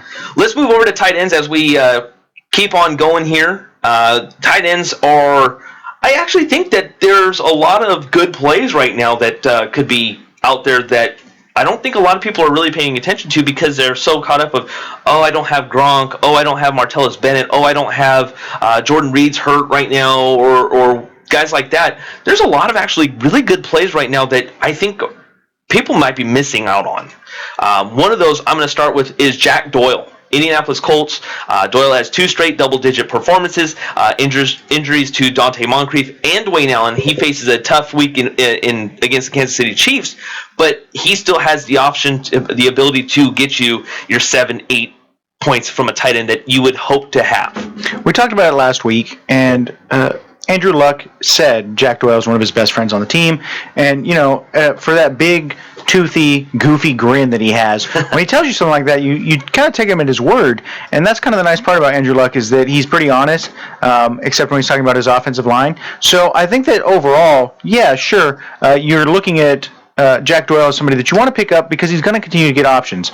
Somebody just commented in, by the way, about Martellus Bennett. I just like to throw it out there to remember that when we talk to you about tight ends, their floor is always low.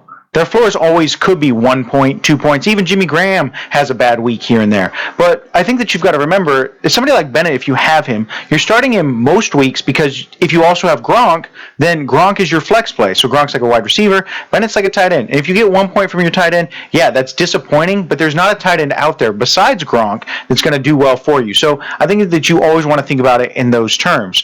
I think one person that I'm adding in terms of a tight end, if I have an option to do so, is you're going to look out and you're going to go grab Vernon Davis. Now, this might not be a name that you remember because he's kind of disappeared from the Niners and then disappeared when he joined the Redskins, and really he has tons of potential. But when he was coming out, he ran the 40 and 4.4. Right. He was huge, and he had good hands. Somewhere along the line, he lost the hands and he lost his confidence. But now that Jordan Reed has been out, here's Vernon Davis's line.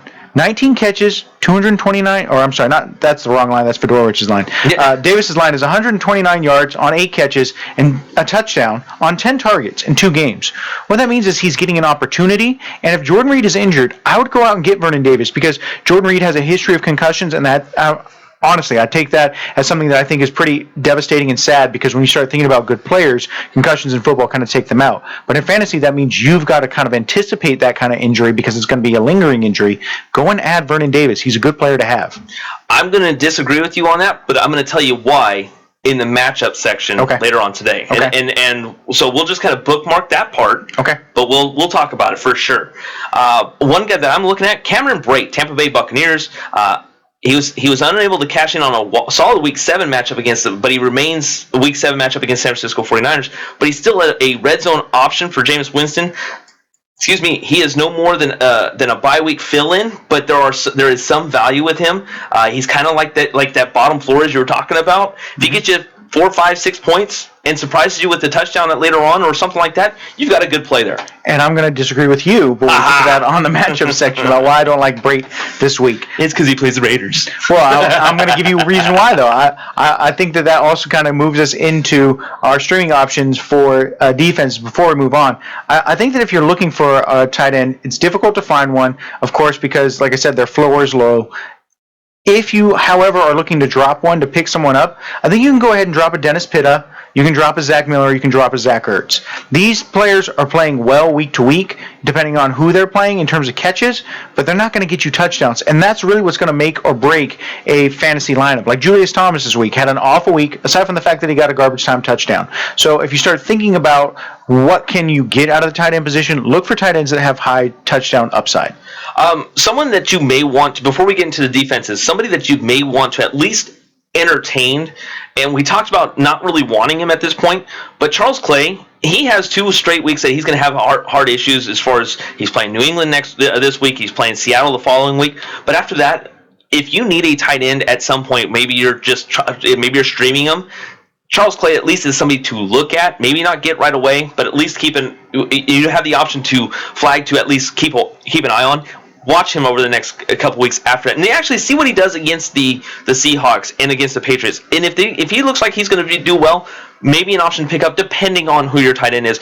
I'm not going to sit there and say go ahead and get him, but he's somebody to at least look at. And I think that, again, this comes back to if you have Hunter Henry and an Antonio Gates, you're not going to drop either of those. Right. If you have a Jimmy Graham, just because he had a bad week, please don't drop him. Please do not drop him. I've seen him dropped in a couple of leagues that I was in, and I was just like, I'm going to try and scoop him up as soon as possible. So just remember that some tight ends are going to be bad in a week. That doesn't make them a bad person to have long term because the position is so bereft of talent.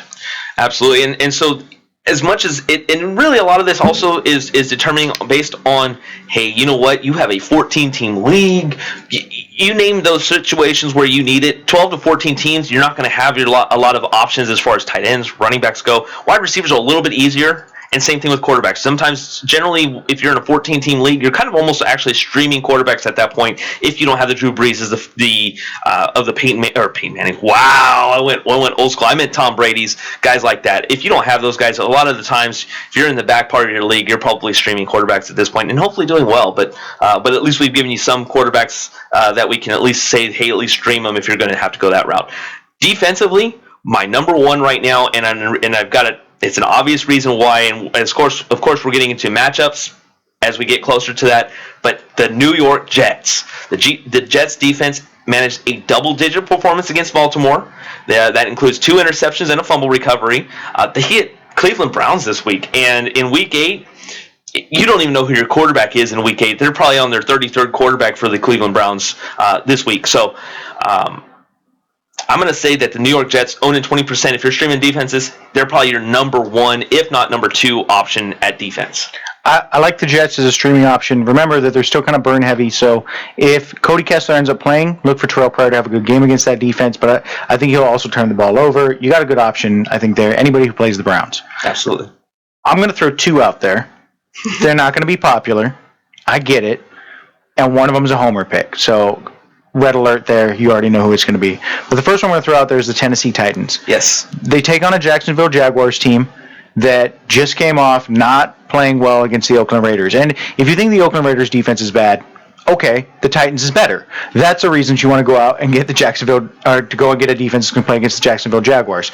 I think that on a Thursday, coming off a short week, Bortles is going to throw probably for 2 touchdowns would be my guess, but he's also going to turn the ball over twice, would be my guess. His touchdown-interception ratio 1-to-1 right now. So if he throws 2 touchdowns, he's probably throwing 2 picks or turning the ball over twice. That also gives the Titans an opportunity to capitalize on some sacks because I think they're going to get pressure on him. That offensive line is not great, and I also think that they're going to be able to hold them to under 20 points. And we'll talk about it more in the matchup section, but that's one team I like. The other option on that, too, to add a little bit more to the Tennessee Titans, they've avoided negative points all season long. So they have gotten you at least something and not hurt your fantasy football team. So, and they're only owned in 39% of leagues. Somebody to definitely look at, especially if you're streaming defenses. Tennessee Titans actually are not all that bad, regardless of what people may think. I'm going to throw the other one out there, and I know I'm going to get some pushback. I know you got one more, so I'm going to let it out there. Go and pick up the Oakland Raiders. Look, I know it's going to get the eye rolls. I'm a Raiders I didn't fan. eye roll yet. That's all I can say that, Okay. but I kind of looked at you like kind of a little funny. So Here's the thing. Their defense, they added a lot of pieces. That can be difficult to gel at the beginning of the year, but what you saw this week is Carl Joseph at the safety position playing well. Their DBs actually covering better. They're starting to figure out the system together. And here's the thing that I think is really important. Khalil Mack got a sack. In the last month, he's had 10 tackles for a loss and 3 sacks. Not J.J. Watt status, but still good production. And what that means is he's starting to get into the flow of the defense, and he's starting to understand how to play in that defense again this year. And so I think that you're looking at a player that overall, yeah, you're going to look at me and be like, really? But let's talk about the matchup this week. You've got the Tampa Bay Buccaneers, who, like I said, they're up and down all season.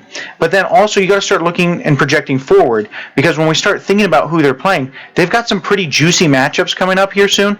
You've got the Broncos the week after, and the Broncos quarterback situation is pretty bad. And Khalil Mack had 5 sacks against that defense last year. So when we start thinking about that, you also got to remember they're getting back 2 defensive linemen. It's almost like making a trade. They're going to get Aldon Smith if there's no reason they shouldn't get him back at this point. So they're going to get Aldon Smith back. They're going to get Mario Edwards back. And here's the people that they play. They've got Denver, Houston, Carolina, Buffalo after Tampa Bay. Those are quarterback situations that are rough.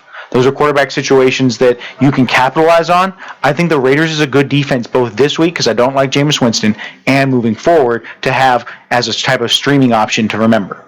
Once again, we're talking about streaming. So basically, and if you're not familiar with the term streaming, it's basically picking up defenses week to week to week if you just don't have a great defense that you want to use or that you want to keep, i.e. if you don't have like a Seattle or an Arizona defense, teams like that. One that I'm also streaming, if that's my option, Washington Redskins. Washington Redskins have had 3 or more sacks in 3 straight games while giving up 20 or fewer points in each of those matchups. They also face the Cincinnati Bengals. Okay, but if you know the professor, he hates it when teams go to, guess where they're going? They're going to London. Yeah. And you hate teams like that. Well, the professor, and I'm putting words in his mouth, and in some ways it's not intentional, but at the same time I've worked with him a little bit long enough to understand that he just hates it when they go overseas. So yeah, no, I mean and I said it last week, any team that goes overseas you don't want to play. I'm even kind of skeptical of the Raiders going to Mexico City just because of the travel and also the pollution. But I think that if you just think about the travel, you're already traveling way too far. So the Redskins, yeah, they're going to travel, but they're traveling a shorter distance than their team they're playing, and I think that distance in that instance matters a lot. And so I think the Washington Redskins is a good call as a defense to have, because when you look at the Bengals, they're not able to run the ball well. I will say that when we get to our matchup section, I think that there's some options that you can take advantage of in that matchup, but I think overall that Washington defense is going to get sacks, they're going to get some pressure, they'll probably get a turnover or two. It's a good option. Now, you did mention the Raiders, and I wanted to add a little bit to that. Well, one, the Washington Redskins are only owned in 21% of the leagues. The Oakland Raiders only owned in 46% of the leagues, so there is some love there. There definitely is some love for the Oakland Raiders. Most of them must live in Oakland or something like that. But What? Or Las Vegas. Or Las Vegas. But the Raiders' defense has shown improvement as the season has moved forward. They are coming off of a solid performance against Jacksonville, and granted, Jacksonville is something awful at this point, but and we said it at the beginning, we're saying it at the middle, we're saying it as we get closer to the top of the hour on this show. Jacksonville's horrible, but that's still a good thing to be said about the Oakland Raiders defense. They have at least 1 sack in every game this season and have forced turnovers in all but 1 game, that being the Oakland Raiders. So a huge play that you may want to look at. And also, in some leagues, I've also noticed that the Kansas City Chiefs are also out there in some leagues. Kansas City Chiefs are actually a really good defense to have, and I'm surprised that people actually have them kind of dropped. I think if I looked at it last, it was like 65%. And I'll say this about all the things that we've talked about for the last hour. We haven't really highlighted them in DFS play, but everybody we're talking about on the waiver wire, depending on what DFS site you play on, that's Daily Fantasy League or Daily Fantasy site for those who don't know. If you play in Daily Fantasy Leagues, honestly, I would suggest thinking about this hour as a good value play. The Oakland Raiders, excellent value play at the defense position. They're going to be at the bottom of the barrel, I guarantee it. If you think about the quarterback position, Osweiler's going to be cheap, Mariota's going to be cheap. So that means that you want to be looking at these kind of players who could have a breakout game or could play really well this week, and then you wouldn't play them next week. And so I think all of these are very good options for daily fantasy. One guy we didn't touch on it, or maybe we did, and I just didn't really kind of put on it before we go to our next break. How much do we put faith in Niles Davis and the Green Bay running back? I like the play, but at the same time, I'm leery about it because I just think that the offense for the Green Bay Packers is not a great running team all the way through. I mean, if we're going to talk about toss-ups and thinking about somebody, you know I went big on Ty Montgomery, and I like Ty Montgomery in this offense. Mm-hmm. And if he's categorized as the running back, you pick him up over Niles Davis. Here's the thing, though. Ty Montgomery's kind of small, and they've always liked a running back by committee. So with James Starks injured, with Eddie Lacy injured, and I think you can drop Eddie Lacy at this point. It's shown that he's put on the weight that he supposedly lost. I think Niles Davis is worth a speculative ad. My concern with Niles Davis is whenever he's been given the opportunity, he's played well, but he doesn't get good yards per carry. So the same kind of reservations I had with Melvin Gordon because he's only averaging 3.34 yards a carry, I have with Niles Davis, who will average 3.4, 3.5 yards a carry. But at a goal line, he's going to be the person they probably give it to because I was screaming at my laptop screen during debate practice last week because Ty Montgomery got stopped at the 1 on that 4th and 1 call, and I was like, there's no way he didn't get in, and unfortunately, he didn't get in, which really changed my week. Him and also David Johnson supposedly not getting in. I don't know how David Johnson didn't get in on the goal line in overtime, but I'll be bitter on my own time. So when we start thinking about who you could have, I think Niles Davis is good for a speculative ad, but wait to see what kind of role he has in that Green Bay offense. This week they're going to chuck the ball a lot because the Falcons are going to score and they're in a dome, so there's no reason to like him. But as we start getting into some of the November month and the December month, I think that Niles Davis is a good add and week-to-week play. I don't think that he's somebody that's going to change your season, though. Absolutely. So that pretty much wraps up our waiver wire section. So what we're going to do is we're going to take a small break. When we come back, it's time for matchups. And if we have a little bit of time afterwards, we'll also go ahead and go into some DFS talk, daily fantasy leagues, and see what your options are there. And I've got plenty of that stuff to talk about as well. So what we'll do is, like I said, we're taking a small break. When we come back, it is going to be time to go ahead and go over our matchups. And so stick around. You're listening to Fantasy Football Classroom here on the 209 Sports YouTube channel, as well as on the Pacific Tiger Radio Network, 91.9 FM. Stick around. Weekly matchups coming up.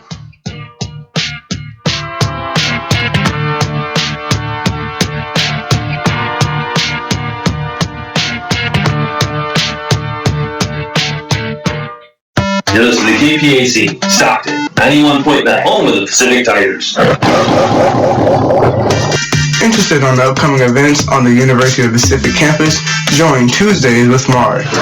On Tuesday from 5 to 6 p.m., she will recap on everything that went on around the campus, also news around the world.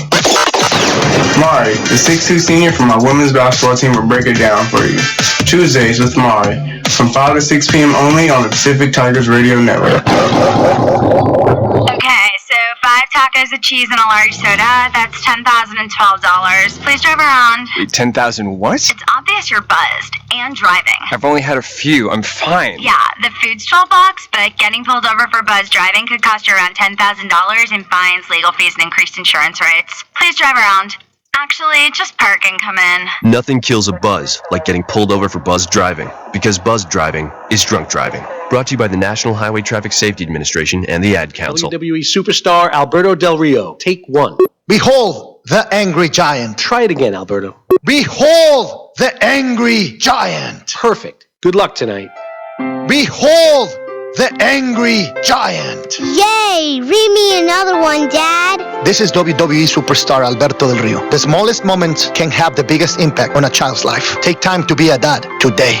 Visit fatherhood.gov. Brought to you by the U.S. Department of Health and Human Services and the Ad Council. Go Caleb! Come on, hit a homer, Jesse! Let's go, guys!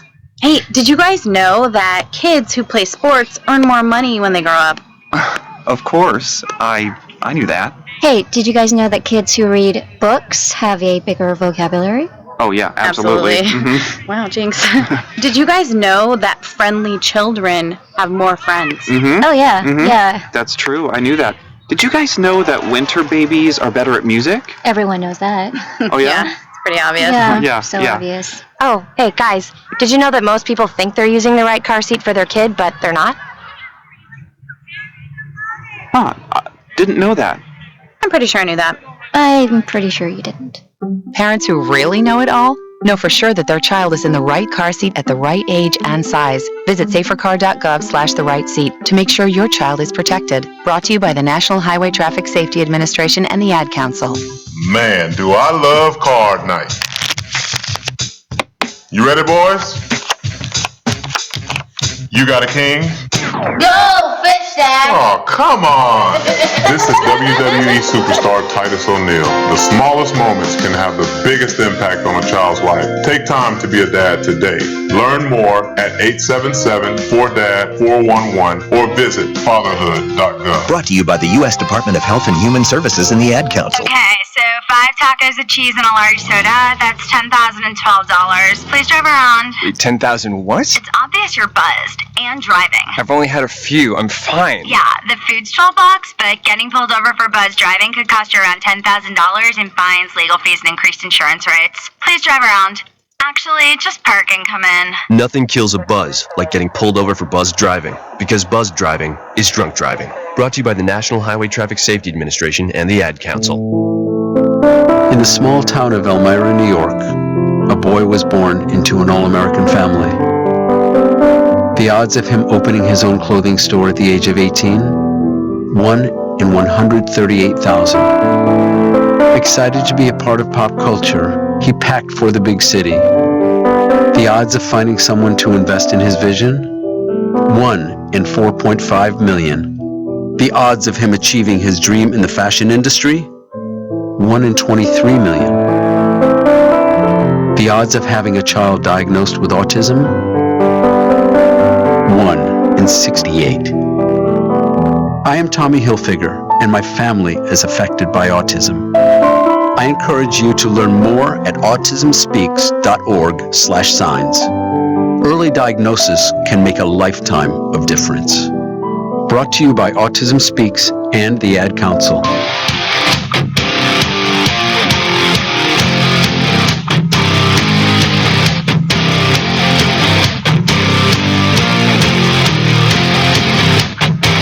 We are back here on Fantasy Football Classroom, right here in the Pacific Tigers studio, 91.9 FM, and on the 209 Sports YouTube channel.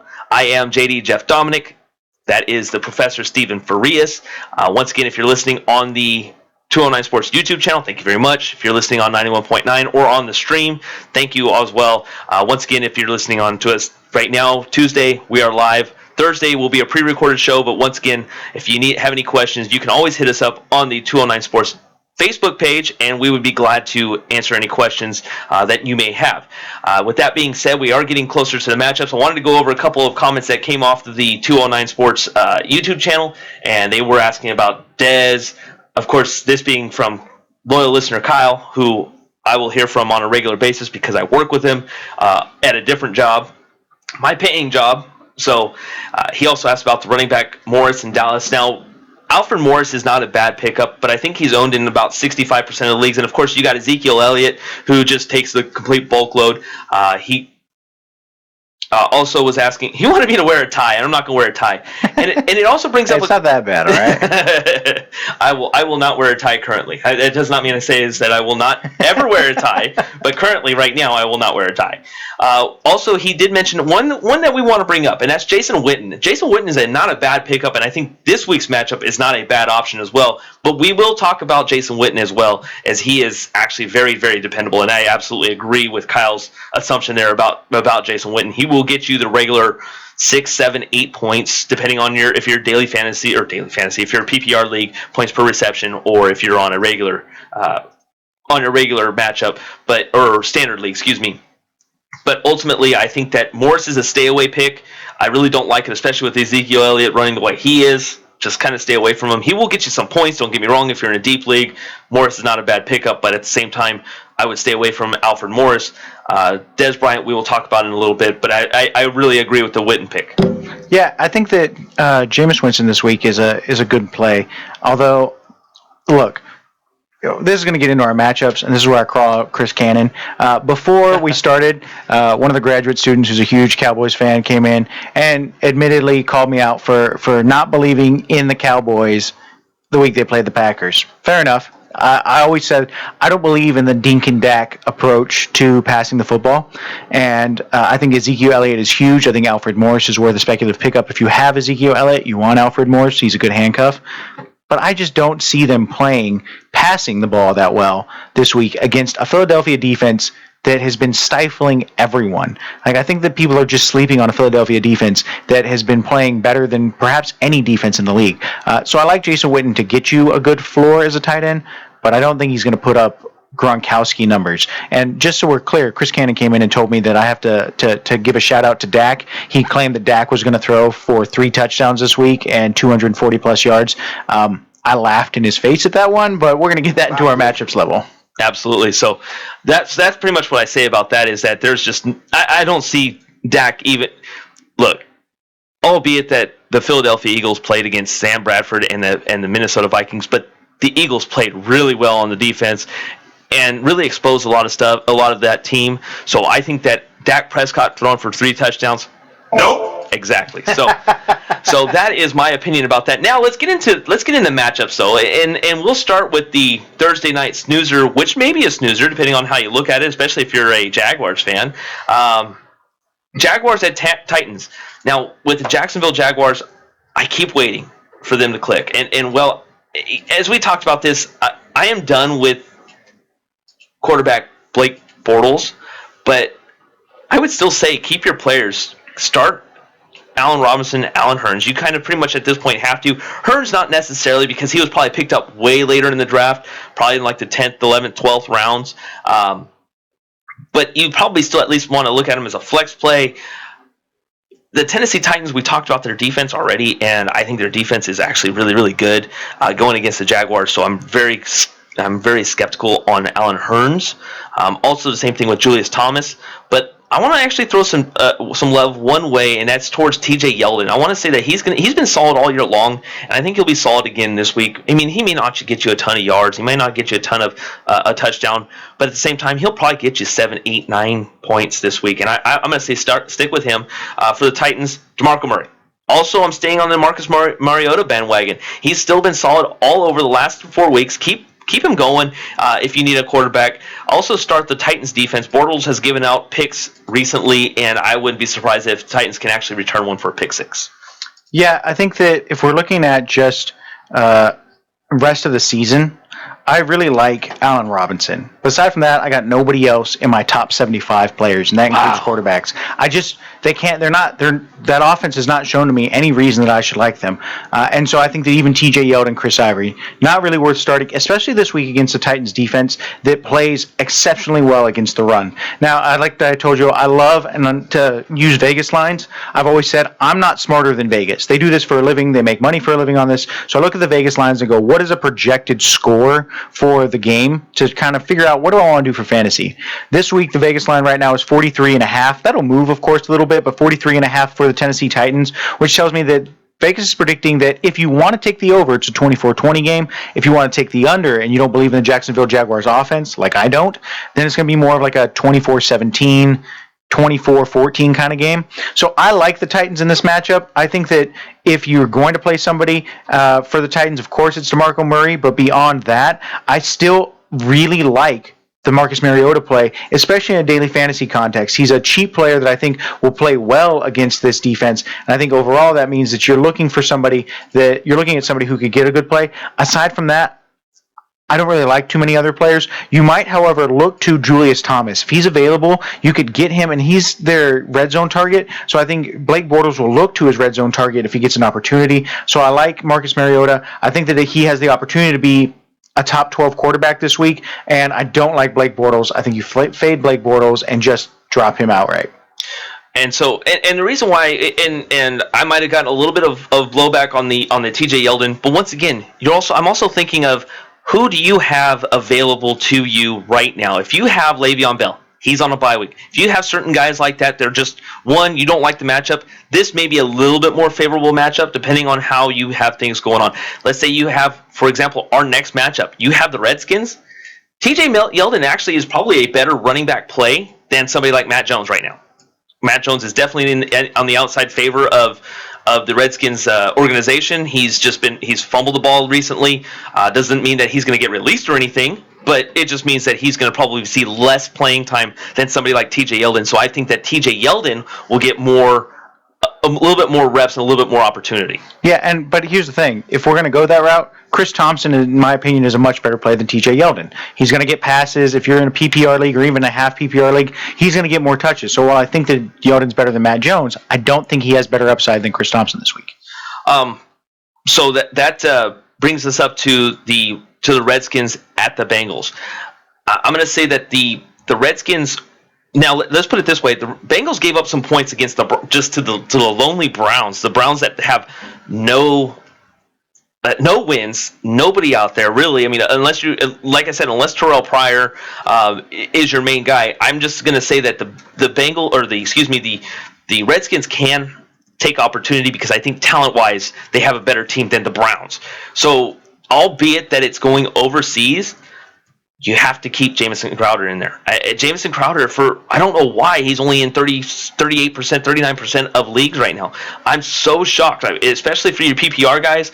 He needs to be out there on a regular basis. He's going to get the catches. He plays in more of a slot type role.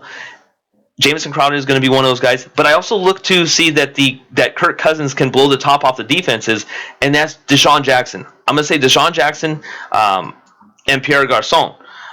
Stay away from Matt Jones, as we talked about. Though he's hurt, he hurt a lot of guys this week, especially with the inability to hang on to the ball. Stay away from Matt Jones. Bengals-wise, I'm going to say be very weary of the running backs. They had a good day. Jeremy Hill over 150 yards and a touchdown, but it's very, very inconsistent. I will say, though, I do like the matchup if you have to have these guys, and typically you will have one of them, Andy Dalton and AJ Green. AJ Green went off last week against the Browns, but Andy Dalton and AJ Green are probably going to be your two best plays if you had to pick somebody for the Bengals. I think that I'm probably in agreement with most of that. Okay. I think that Jameson Crowder, Deshaun Jackson, they're actually pretty even, I think, this week for me. Deshaun Jackson will get you the big play. Crowder's going to get you the touches. Remember, Crowder also returns punts for them, so he has an opportunity to go there. And so I like that. Here are the players I would start for each team, though.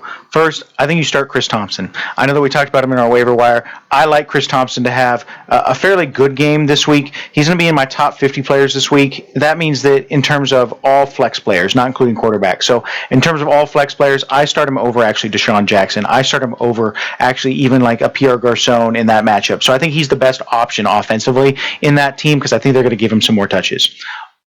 Other than that, if you need, I think that Kirk Cousins could be a top 12 quarterback, but again, I stay away from this matchup. If you can find anyone else to stream at quarterback, stream them. I just don't like going over to London and watching that play. It means that there's a lot of variables that could come into play, sleep, things like that. They're in a new country. Who knows what happens? I think on the other side, Andy Dalton, again, I think is somebody that if you have him, you probably spent him a higher draft pick on him, so you may want him for a little while. But I think that overall, in a DFS league, he's good, but just not the best player to play this week. I think the two people I start. First is AJ Green. Of course, you start AJ Green. He's a top wide receiver for you. You said be careful of Jeremy Hill. I'm going to be bullish on Giovanni Bernard. Here's the thing I'll say. I know that Jeremy Hill had more yardage than Giovanni Bernard did last week. Fair enough. But Giovanni Bernard is the pass-catching running back. He also out-snapped Jeremy Hill by 10 snaps. That means that while Jeremy Hill got the ball, he's still Jeremy Hill and inconsistent. Giovanni Bernard, on the other hand, is in my top 30 players this week. So I think that you start both AJ Green and Giovanni Bernard. You don't start a ton of other people in that matchup. I like Chris Thompson on the other side. Those are the three people I'd count on. Everybody else is kind of if I had to do a scale of 1 to 10, there may be a 6 or below. Wow. But I wholeheartedly agree, especially the more that I keep watching the overseas matchups. And I get that the NFL wants to entertain the idea of even ever going overseas and stuff like that. But there's a lot of other issues that the NFL needs to focus on, i.e. ratings and not letting the commissioner, Roger Goodell, dodge the questions. But that's just my opinion. We'll move on from that point. But now that we're done with the overseas, we're done with the Thursday night game as well. Chiefs at Colts. This is one of the main ones that starts us off for the 1 o'clock Eastern, 10 o'clock Pacific times. I want to start with Alex Smith. I've been really big on him the last 2 weeks. I think that he's going to have another great week against the lowly Colts. The Alex Smith. Then I'm also going to say Spencer Ware. I'm going to think he's going to see a lot more of the snaps, a lot more of the carries, a lot more of the opportunity. And I'm also going to say flex Jeremy Maclin. I would say that he's not going to be huge, but at the same time, against this Colts defense, he may be a great flex option because the way that I'm looking at things right now, he's probably your option number 3 at this point. For the Colts, I'm going to stay with the Andrew Luck and Frank Gore. I loved Frank Gore. Frank Gore has been in it, and the Chiefs do give up some yards rushing. And with that defense having some injured starters, this may be a good option to keep a decent running back at the running back 2 spot. Also, if you need him, T.Y. Hilton. He had a great game last week. We've seen his targets go up week to week to week. He may be a wide receiver 2 or even a flex option for you as well. I like the idea of starting some of the players that you mentioned. So I'm going to start with the Colts. I think that Frank Gore, T.Y. Hilton, huge weeks this week. Remember, they're playing at home. The line on this game is actually a lot more than you might expect it to be. The line on this game is 49.5, with the Kansas City Chiefs a 3-point favorite. Here's what this means to me. That when you get a home dog at +3, take them all day long in any type of format where you have to put your reputation, your money, whatever it is on the line. I like the Colts playing well in this matchup. So that's T.Y. Hilton, Frank Gore, Andrew Luck you're going to start. I think you can also start Jack Doyle. He's a good option. Here's the thing about the Chiefs that you got to remember. They went into that dome a few years ago in the playoffs, and they went up big. and then they gave up a ton of points. That matchup went over 50 points easily, and that means that I think something similar is going to happen. So Moncrief, I think, is a good flex play if he starts this week. So love T.Y. Hilton, love Frank Gore, like Jack Doyle, love Andrew Luck. Those are my 4 players on the Colts. Think about Moncrief if he's unavailable. On the other side of that, I don't like Jeremy Maclin, and here's why. They're going to take their number 1 cornerback, whose name is escaping me at the moment, and the Indianapolis Colts are going to place him on Jeremy Maclin. Now, he got healthy a couple weeks ago, so what that means for me in terms of Maclin is he's Vernon Davis's brother. Yeah. Vontae Davis. Vontae Davis. Yes. Okay, yeah. So I like Vontae Davis in this matchup. He's always played well. He plays well at home, and I think he'll cover Jeremy Maclin. So I don't like Maclin. He's not in my top 75 this week. I would say that if you had a better option, even if you had a Jamison Crowder or Deshaun Jackson, start them over, I think, Jeremy Maclin. Travis Kelce, I think, is somebody, though, that you want to look at. He's not having a good ceiling, but he's got a decent floor, and I don't like the linebackers for the Indianapolis Colts. So I think Travis Kelce is somebody you start. I think Alex Smith, I agree. You stream him if you got him. He's going to have 2 touchdowns, 240 yards. I think that's about what his ceiling will be, and that's okay. That's a good streaming option. That's 20 points. And I think that you're going to look at Spencer Ware. Spencer Ware is going to have a huge day for me. So if I had 2 players that I had to be pretty bullish on in this matchup, it would be T.Y. Hilton, Spencer Ware. Both of those are the 2 players you want to start. If you're in a DFS league and you can get Spencer Ware for cheap still, do that, because I think Spencer Ware is going to have the pass-catching ability. He's going to have the 80 yards rushing. He's going to have at least 1 touchdown, maybe 2, and that's where I think you'd go with that. Also, don't start either defense. Oh, wow. I was going to actually say, what about this defense? The Chiefs' defense has actually given up. I mean, let's look at who they played. They played the last 2 weeks, an explosive, potentially, Oakland Raiders offense, and yes, it was in the rain. Then they took on the New Orleans Saints, an explosive offense.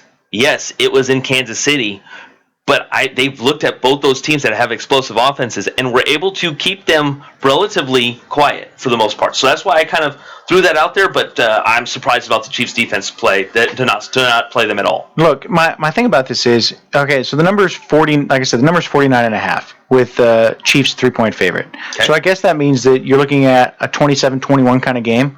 But I think it's going to go over that. If you don't think the Colts are going to score 24 points at home, I think you're just mistaken. And that means that I'm looking at more of a 30-27 matchup, and I don't think any defense is startable in a 30-27 matchup unless you think they're going to get something and take it to the house. The Chiefs have been serviceable because they've been scoring touchdowns with their defense. I just don't see that happening this week. Okay. Yes, Andrew Luck throws picks, but it's because he tries to force the ball downfield, which means there's not a lot of opportunities to Matt Schaub the world and have a pick 6 happen. So I think that in that instance, you start the offensive players, you don't start the defense, because I just don't see it being any lower than 50-plus points in that matchup. Okay.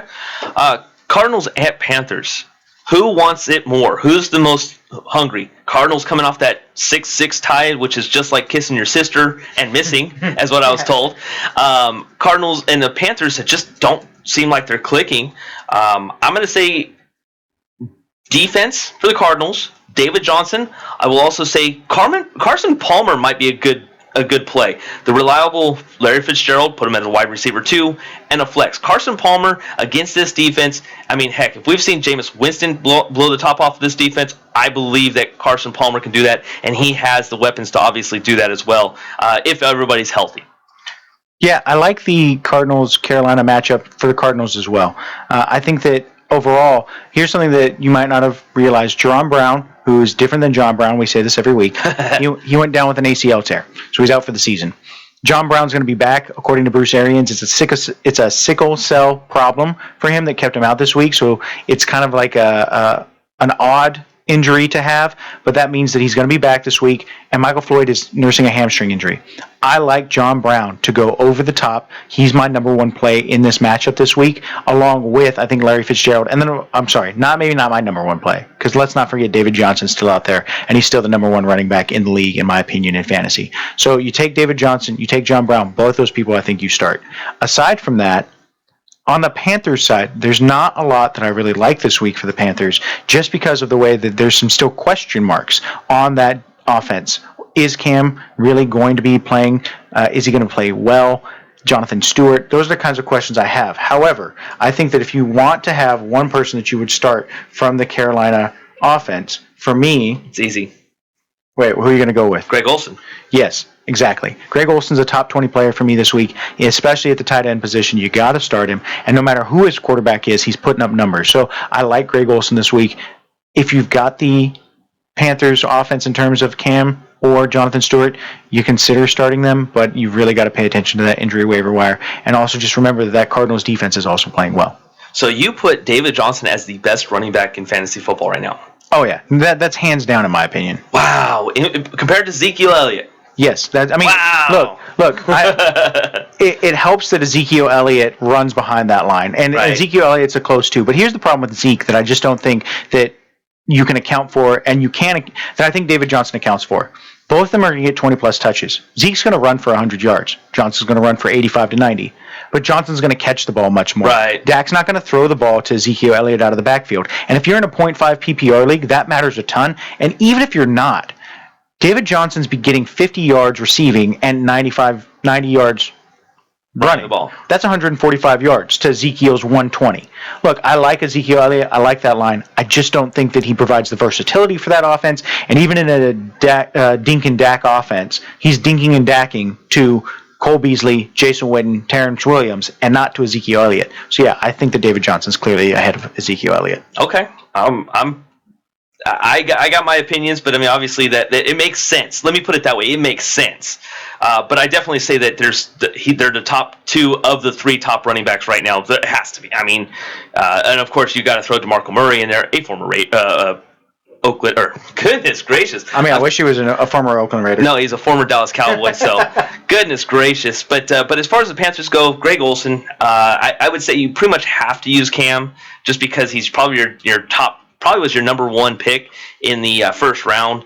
So I'm going to say, but you got to have better options as running backs. But they almost pretty much all of them have and some sort of nagging injury, which makes me think that the Cardinals are just going to make that matchup just more difficult. Also, Kelvin Benjamin, do not start him. I think that his numbers have declined recently, and that defense is just going to be all over him all night, all day long. So I'm going to stay away from Kelvin Benjamin all day. That brings us to the Raiders at the Buccaneers. Raiders start Cam, Crabtree, Cooper. The Raiders stayed in Florida all after the Jacksonville game. I'm going to say that they're good to go, and I'm going to throw this in there, and it wasn't added until just now after our discussion. I'm going to say also the Oakland Raiders defense. The Buccaneers, I will say start the running back that dresses, either Doug Martin, Quiz Rogers, also Mike Evans. He's now getting the idea of this new offense, and I think that he's done a great job. He could be your number one wide receiver throughout possibly even the rest of the season. Yeah, I agree with you again. I think that in terms of the Raiders, you're starting all of their major players. Look, here's the thing that you need to know about Tampa Bay's defense. They give up the 12th most points to quarterbacks over the fantasy season, and that's after they played the Niners, which tells me that if you just remove that game, Derek Carr's a top 10 play this week because that defense can't do anything against the pass. That means you're starting Derek Carr. I'm bullish on Amari Cooper and Michael Crabtree. I'm bullish on Latavius Murray. When he came back last week, everybody wants to talk about Melvin Gordon. Rightfully so. He's getting you a ton of touchdowns. Latavius Murray has a better yards per carry and is also just behind Melvin Gordon in terms of touchdown. He has 7 this year, which tells me that Latavius Murray is also getting the red zone touches. So start Latavius Murray. Amari Cooper, Michael Crabtree, Latavius Murray, all in my top 25 of flex players this week. On the other side, and this is where I want to get to this tight end matchup. As a Raider fan, I watch the Raiders intimately, so I know kind of what they're doing. Here's one of the things you can't do. Allow Mike Evans to get deep, but they're going to allow him to get deep. So you start Mike Evans, and I think you start any running back against that defense because they are giving up about 5.2 yards a carry this year. So, yeah, they're giving up a ton of yards. But here's why I don't like the tight end matchup. A while back, they signed a linebacker from the Redskins named Perry Riley. This week, he had a Pro Football Focus's top grade in the game where they played the Jaguars, defending in the pass, which means that they're going to take Perry Riley, they're going to put him on Cameron Brate, they're going to play well in the middle. So watch for Tampa Bay's perimeter players, if that's Doug Martin or if that's Jacquizz Rodgers, to get out on the edge and to run against the Raiders defense. Watch Mike Evans to play well, but there's not another player I think that you really want to start. And I think if you really want to try and go for a DFS fade or a DFS play or for a long-term play, you pick up the Raiders defense. They're going to get a couple sacks. They're going to get an interception or two against Jameis Winston. I like this defense this week, and I like the Raiders to win. Now, we also put this out there. The Raiders defense has gotten better. Obviously, they've gotten better since week 1, but you've seen them gradually get better throughout the weeks, and I really think that that's done because, hey, let's give it up. I mean, Ken Norton has actually done a great job, regardless of how you felt about him in week 1. He's done actually a lot better than what a lot of people are giving credit for. I mean, he's actually improved this defense week to week to week. So I think he's done a great job. On the subject of defenses, we're talking about the Seattle Seahawks and against the New Orleans Saints. You got to start their defense. One, you probably picked them up fairly early in your drafts. I mean, I wouldn't say you picked them up first round, obviously, the Seahawks defense, but I'm sure you probably picked them up in the top 7. Against the defense, the Chiefs let's put it this way: the defense for the Chiefs put it to the Saints. So I think that the Seahawks can do the same, or if not better. I'm also going to say let's go ahead and start to see Russell Wilson get the start, and a Jimmy Graham. Also, and the reason why I say that is because this time last year, the Seattle Seahawks, you saw their offense explode. This is about that time. Now, I do have concerns. Christian Michael, I'm going to say stay away from. I think a lot of people are going to still load the box. I think that right side of that offensive line for the Seahawks is what the biggest issue is. So I'm going to say stay away from Christian Michael. For the New Orleans Saints, you almost have to always start Drew Brees. But honestly, to me, that's about it. I mean, I think they're going to have Brandon Cooks covered all day long.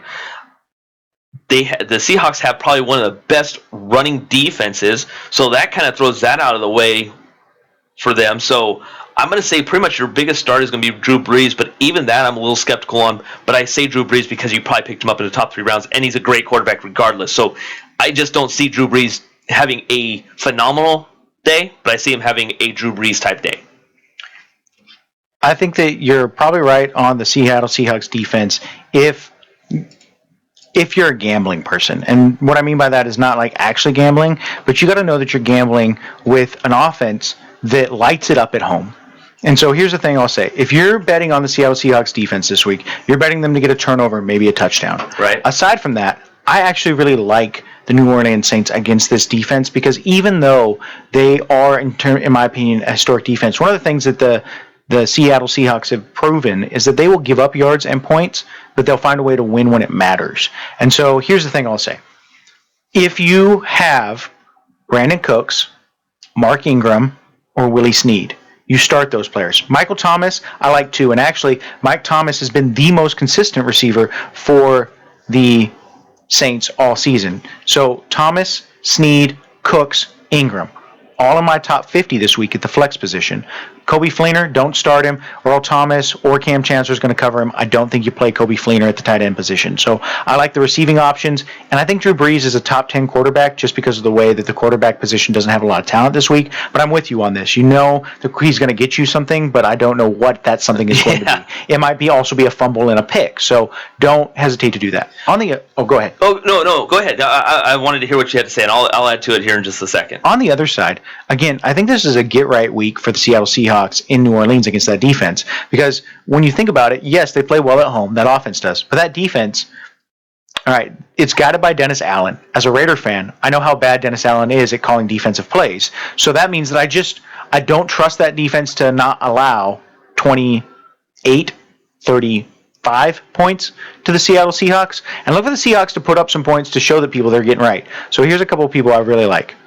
Russell Wilson, Doug Baldwin, Jimmy Graham.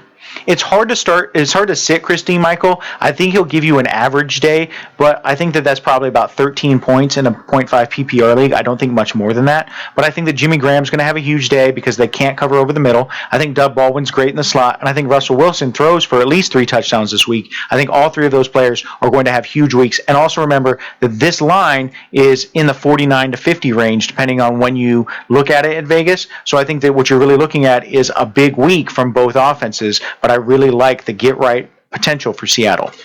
Here's why I'm kind of leery, I think is the best way to say it, with the offense that the New Orleans Saints has, is because, one, I think they have a lot more talent than the Arizona Cardinals, personally, just because I think that Drew Brees makes them that much better compared to like Carson Palmer starting for the Arizona Cardinals. But what I'm concerned with is that the defense for the Seattle Seahawks were able to only give up 6 points to an offense that actually was supposed to be really, really good, that being the Arizona Cardinals, in Arizona. So that's why I'm looking at this in an eye of saying, if they were able to do that in Arizona, I think that they have the potential to do this similar, and I'm going to say very similar because I think the coaching style of Bruce Arians versus the Saints coach, which slips my mind now all of a sudden, Sean Payton. I just think that I think Sean Payton is more of a mastermind offensively, even though that I think that Bruce Arians is a mastermind as well. I think the matchups are a little bit different. So I'm going to say that the Saints defense is going to control this for the most part the whole night, whole day against. You mean the Saints offense or the Seattle defense? Seattle defense. Sorry. What did I say? You said Saints defense. No. I'm sorry. Seattle defense is going to control more than the Saints offense will, and that's kind of my opinion behind it. But then again, that's why we do what we do, and we kind of that way we can talk about it afterwards too. Well, and I'll just remind you. Let's not forget that the Seattle defense might control the line of scrimmage and might play well, but that's why I say it's a risky play because they give up points. And I think that here's the thing. If you're looking at value, remember I told you last week Mark Ingram was good value, 13.2 points in the league that I play in. Right. I think this week you'll have a similar week. No, he's not going to be David Johnson. Nobody is. But I think that you start Mark Ingram or those kinds of players, knowing that the Seattle defense plays well, but can still give up some yardage and points. Let's take a small break. When we come back, we're going to have more to come. Whoops, you didn't want to do that, but I did. I apparently did. When we come back, we've got more matchups to come right here on Fantasy Football Classroom, 209 Sports YouTube channel, and on the Pacific Tiger Radio Network. I'm JD Jeff Dominic, alongside with the Professor Stephen Farias. We'll be right back.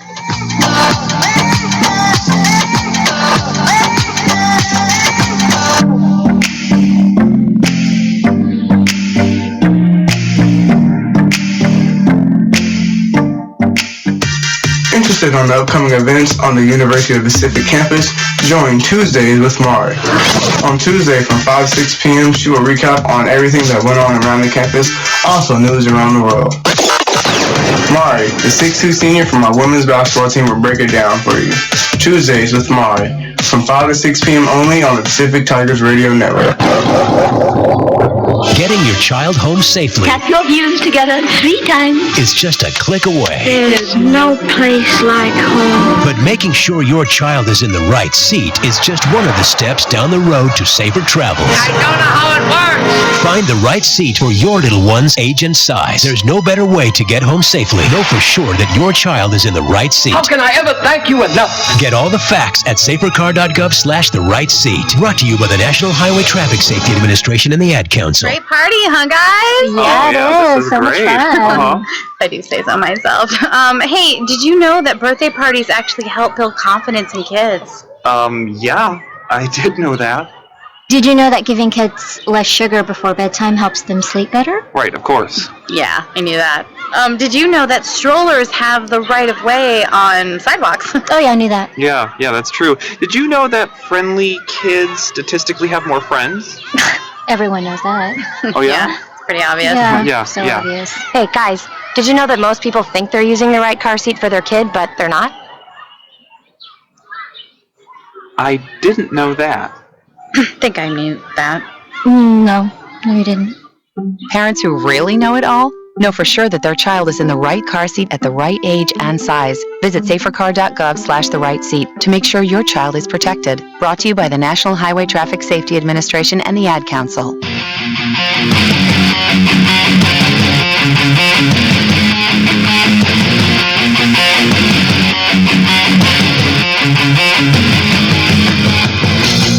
Welcome back to Fantasy Football Classroom here on the Pacific Tiger Radio Network, 91.9 FM, as well as on the 209 Sports YouTube channel. We are live here in the Pacific Tiger studio. I am JD Jeff Dominic, alongside with me the Professor Stephen Farias. Probably our last segment of the day as we get you kind of all set up here for week number 8 in the NFL as we talk about fantasy football all day long. Well, I would say for the last 2.5 hours, but we are right in the middle of it. We're still in the early morning or I'd say mid-morning or early afternoon games, depending on where you're located. If you're on the East Coast, it'd be the 1 o'clock games. If you're on the West Coast, it's the 10 a.m. games. You can always, of course, replay this, as we will be replaying this on Thursday at 9:30 in the morning and it'll run until noon. And of course, you can always go on to 209 Sports YouTube channel and always replay it there as well if you want to go ahead and just skip straight to the matchups or however you look at it. So, Professor Farias, we are currently on the Lions at the Texans. You are very, very high on one player on this matchup. Because he's going to be the man pretty much controlling the ball for the whole team. But I'm going to start with the Lions. The Lions defense, the Texans offense. The Lions defense is going to be a good play in my opinion. Texans offense is not that good, and the Lions might be a good play if you are streaming defenses. See how I'm going to word that. Don't stay away from Matt Stafford. For this reason, since week 7 of last year, he is completing over 69 passes, over 30 touchdowns, and only has 7 picks. He isn't turning the ball over, which also means you're going to go ahead and want to start Marvin Jones as well. For the Texans, Lamar Miller, and if you have a PPR league, I will say Will Fuller. But also DeAndre Hopkins, not because I think he will have a huge day, but because he was drafted probably so high, he's probably still your number 1 target. Yeah, I think that you're right about Lamar Miller. I think Lamar Miller, he's the one player I'm really big on in this week. He's going to get you some excellent rushing yardage.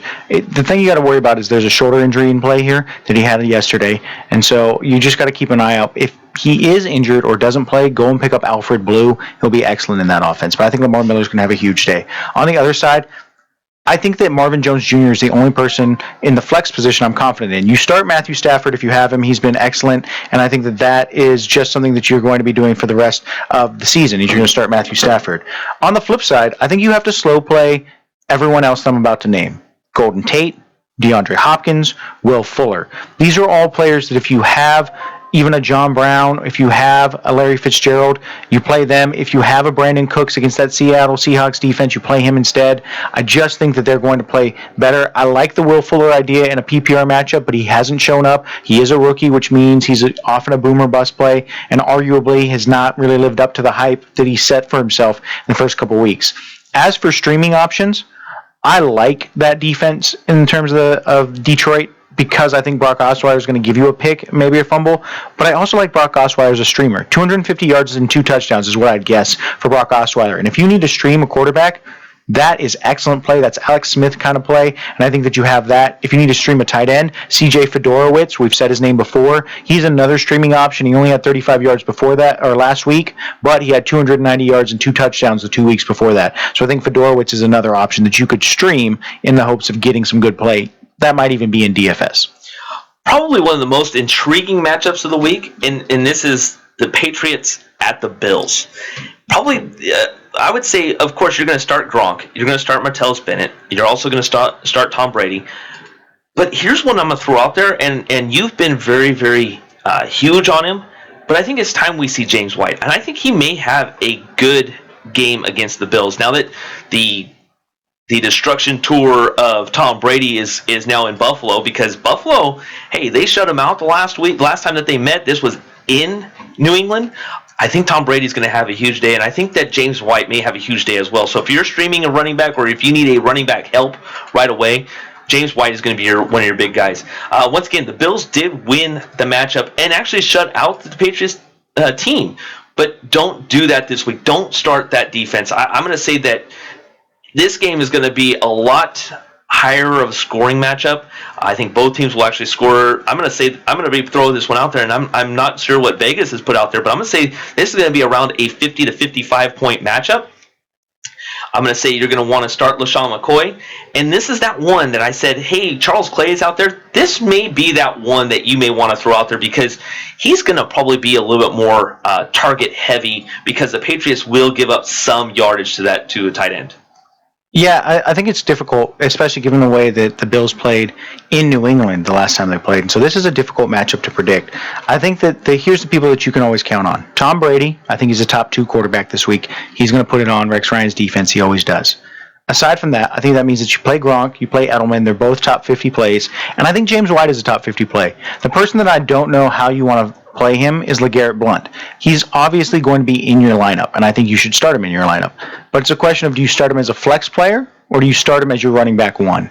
That is difficult. I'm going to say you start him as your flex player and not your running back 1, just because I think that Tom Brady is going to want to put it on Rex Ryan, especially since the loss that the Patriots are avenging is this loss. They're 6-1 right now. They're the top team in the AFC. only ahead of my Oakland Raiders. I won't go too much more into that. But I think that what that means is they're going to want to avenge that loss. As I said earlier, I'm not sure what that means for the Bills, because I think if the Bills can keep it close, you start Gillis Lee. I was going to say Michael Gillis Lee. I don't think that's correct. I was thinking about the Michael Carter Williams from basketball. Mike Gillis Lee. Mike Gillis Lee. Okay, we're good. Okay. Yeah. Just want to make sure. You're going to start Gillis Lee, and I think that's going to be the main person you start. If McCoy is healthy, i.e. kind of healthy and starts, you still don't start him because he can re-aggravate that hamstring injury at any time. And I think the only other player that's streamable worthy is Robert Woods. They don't do well, that is the Patriots, against quick slot receivers. And so I like the idea of you starting Robert Woods in this matchup as an opportunity to kind of get some points in a DFS league where somebody else isn't starting Robert Woods. So that's a good contrarian play that I think you can play there. Other than that, I think everybody else is kind of dependent on what your team looks like. I think you could play Martellus Bennett, but again, that's only if you have a Gronkowski as a tight end to play instead, or at the flex position instead. Now, loyal listener Kyle did ask about Julian Edelman. I would not start Julian Edelman because I think that the focus is so much on the tight ends now. I think that the wide receivers have been used sparingly, and I just think that the way that Tom Brady's system is set up, Julian Edelman is going to get his catches. I just think that he's just kind of so roller coaster style. It's like you're going to see him have 5 catches one day, and he may get 1 the next, or he may have 10 catches. He used to be such a target-heavy wide receiver, just not so much anymore now that the tight ends are become such a bigger play. I just want to put this out there. Hasn't had a touchdown in 8 weeks. Yep. That either means that he's not going to have one or he's due. And I think this is the time when, if you think about somebody that they'll want to throw a touchdown on, it's going to be Rex Ryan's defense. They love putting it on Rex Ryan because he likes to talk some garbage at them. So, yeah, I think Julian Edelman, 5-6 catches, 50, 60 yards, but count on that touchdown. I think he's going to get it this week. Flex play. I'm going to say that. I'm going to say if you're going to start him, use him as a flex. Okay. Jets at Browns. Start the quarterback. Whoever suits up for the Jets, start them because they're playing the lowly Browns, and as much as that's mean, at the same time, I just think that this is that game that possibly we could see Ryan Fitz, as Professor called Fitzmagic, has a good solid game. I'm not going to say he's going to throw for 400 yards and throw for 5 touchdowns. I'm just going to say he's probably going to throw like 250 and maybe have a touchdown or 2, but I also think he'll throw that pick. And that's what I'm kind of concerned with. But I think that he'll have a decent day. I'm also going to say that means start Matt Forte. I think he's going to have a solid game, assuming he's healthy. I did read a report that there was he went from healthy to questionable. Also, a guy that Professor had been high on when the season was kind of getting rolling was Enunwa and Brandon Marshall. Also start the Jets defense. I think that the Browns are just they're just that bad, and I just say that no one sounds good. Maybe Terrell Pryor. Professor, if you have any others, I would say go ahead and go for it, because at this point I don't have anybody else for the Browns. Actually, I'll say this. I think Gary Barnage is a good streaming option if he's still out there this week. I think that he'll be able to get open against that New York Jets defense over the middle. They don't play good pass defense, as we all know. And I think I'd echo your sentiments on Forte. If he's healthy, he's a top 5 running back this week. So I love him in this matchup. I also like Brandon Marshall. If Fitzmagic is starting, so start that. We know that it won't be Geno Smith towards ACL. Sad for Geno Smith, but when you call out the coach and the front office, he usually doesn't lead to you starting. So we'll see what they do with Ryan Fitzpatrick. But this is who I'll say also. Think about Isaiah Crowell. The first few weeks he was running excellent running back. And you're like, okay, maybe he can continue this. He didn't.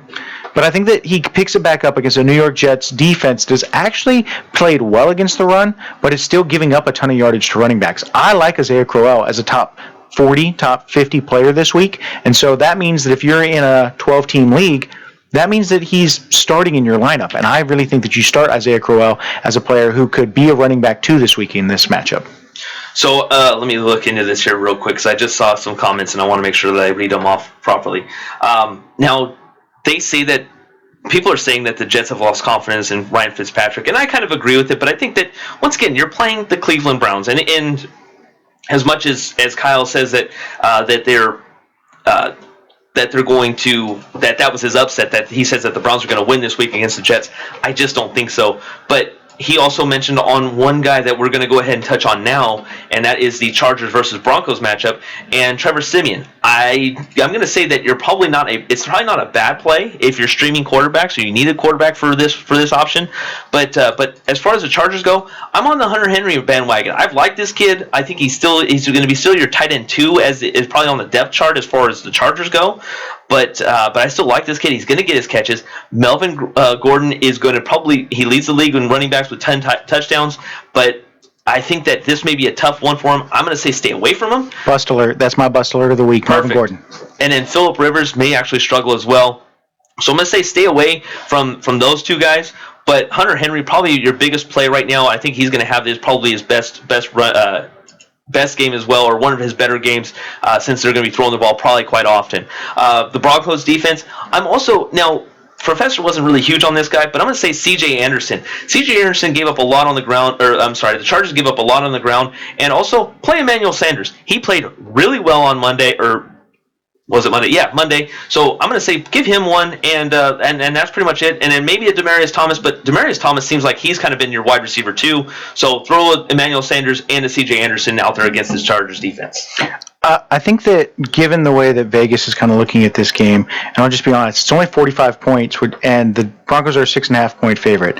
That means that the Broncos are going to avenge a loss to the Chargers they had earlier in the season, and it's probably going to be 24-20 kind of game, 24-21. So here's who I really like in this matchup, and it's not going to be who you think. I really love Devontae Booker. I think Booker's going to run wild, and I don't think C.J. Anderson's going to have as big a day. He's just not as good a runner at this point as Devontae Booker. He's not as explosive, and I think that if you trust Gary Kubiak, which you should after he said we're going to give Booker more touches, and he did, you trust him to give Booker more touches this week. So I like Devontae Booker to get the touchdown.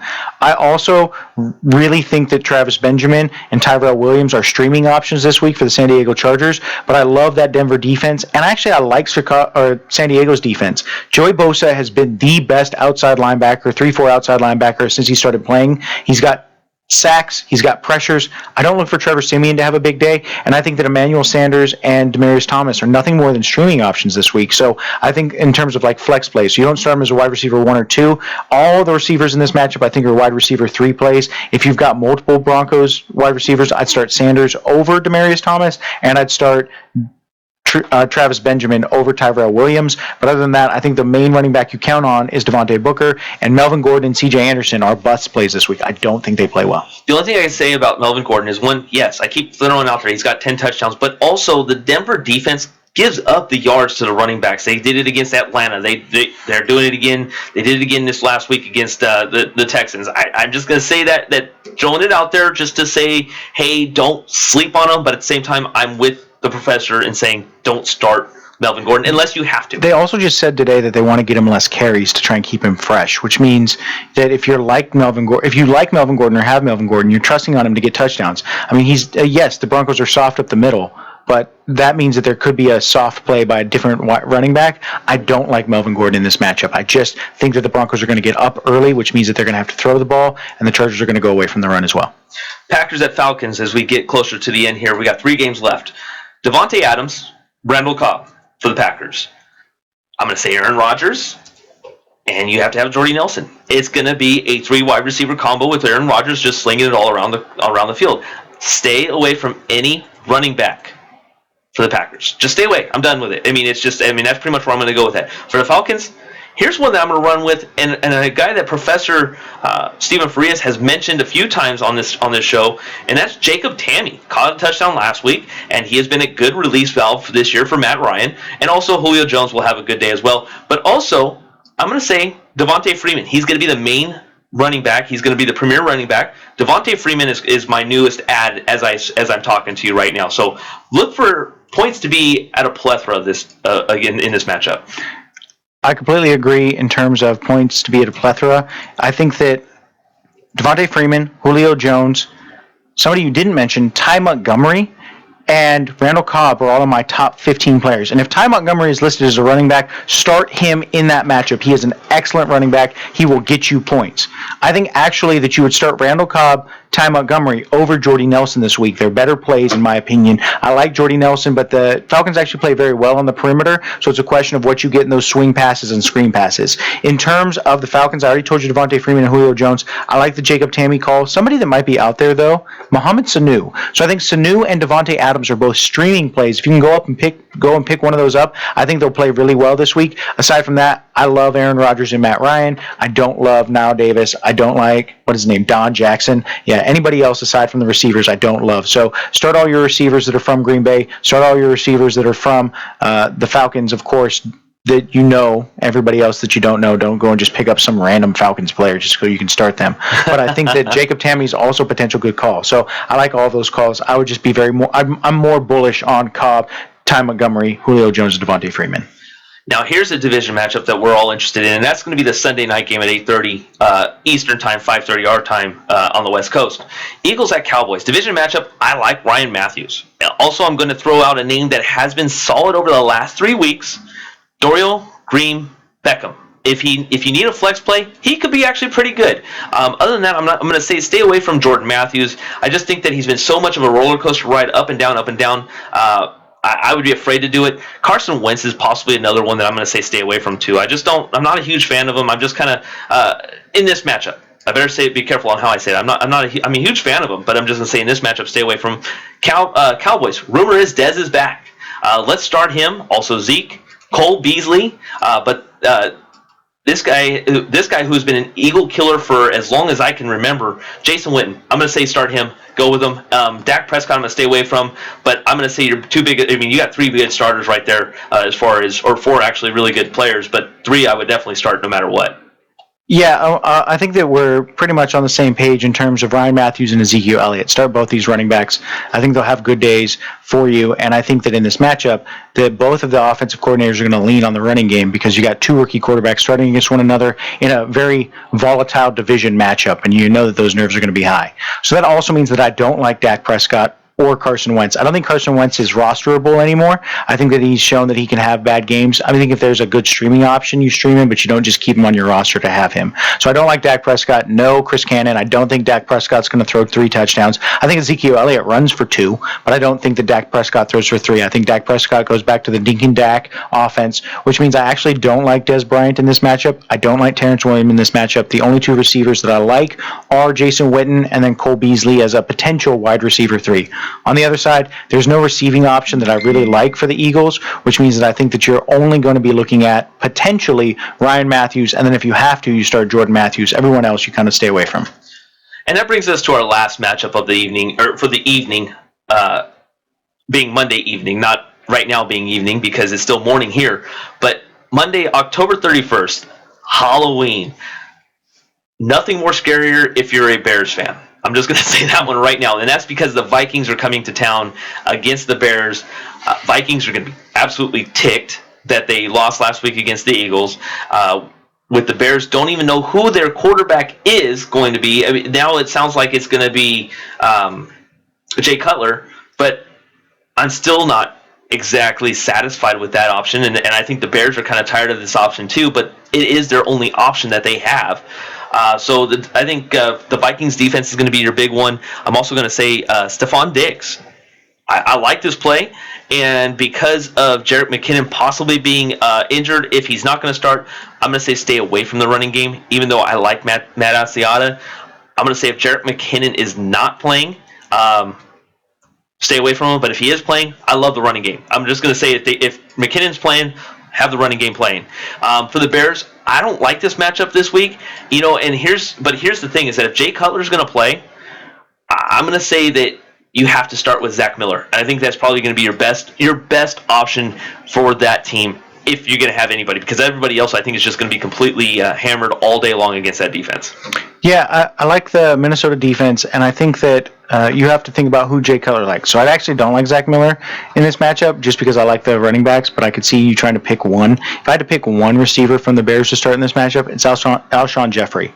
I think Alshon Jeffrey gets has a good game, a wide receiver 2 style game, because he's going to be the number one option for Jay Cutler, and Jay Cutler is going to find him. I don't think Cameron Meredith is worth starting. I don't think that Zach Miller's worth starting. I think you got to pick between Jordan Howard and Kadeem Carey. If you're looking for a contrarian play in DFS, start Kadeem Carey. I think Jordan Howard could be an okay play, but I don't love him. In terms of the Vikings, however, love Kyle Rudolph in this matchup. Love Stephon Diggs in this matchup. I think you start both of them. They're number one options on your team in this sense, because I think that Stephon Diggs is going to get a ton of catches, especially now that I think he's healthy. And I also think that if you've got Jerick McKinnon, you start him if he's healthy.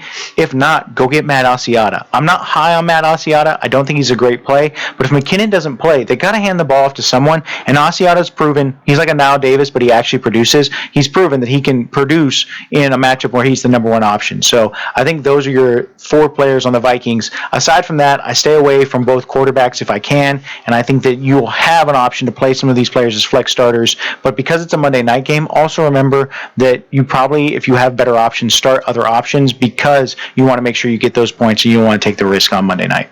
So we got, actually, here's the rare thing, Professor. We actually have about 2 minutes left.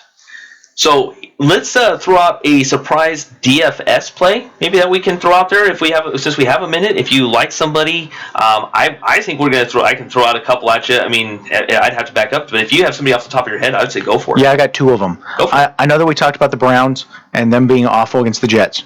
Terrell Pryor, I think, is a great option. I think that he probably gets loose for 1 big touchdown. And then in another matchup that we talked about, not potentially being great for that offense, but still a sneaky option, I think Willie Snead is a really sneaky option that you can get for cheap. So 2 receivers, I think, that you can play in DFS that will get you points and also be a contrarian play.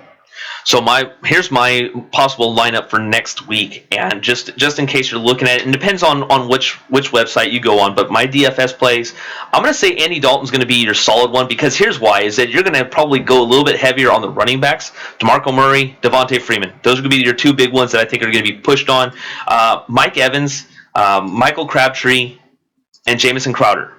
If your website asks you for a flex, I'm going to say your flex will probably be Spencer Ware. Your tight end will be Hunter Henry, and I'm going to say Tennessee Titans defense as well. So that's my thoughts. Hopefully everyone has gotten something out of this. I appreciate everybody having the opportunity to tune in. If you haven't, once again, we will be rebroadcasting this on Thursday at 9:30 in the morning. So I hope you can definitely get your lineup set before Thursday, the 5:30 game that comes on the West Coast time. So for everybody here, I want to thank a couple professors, that being Professor Graham Carpenter, for allowing us to do what we do currently. I appreciate every time that I'm able to come into the studio and do what we do. Boomer Sooner. There you go. So with that being said, hopefully everything works out for you. Good luck in your leagues, and we will talk to you again on Tuesday live here at 9:30 in the morning. For Professor Stephen Farias, I am JD Jeff Dominic. Once again, telling everyone, be safe. Hopefully everyone's doing great. Also, on top of that, Tuesdays with Maury will be on Tuesday, 5 p.m. to 6 p.m. Right here on Pacific Tiger Radio Network, 91.9 FM, as well as 209 Sports will be following right after that. 209 Sports will be on the 209 Sports YouTube channel, as well as on Pacific Tiger Radio Network, 91.9 FM. Thank you all very much.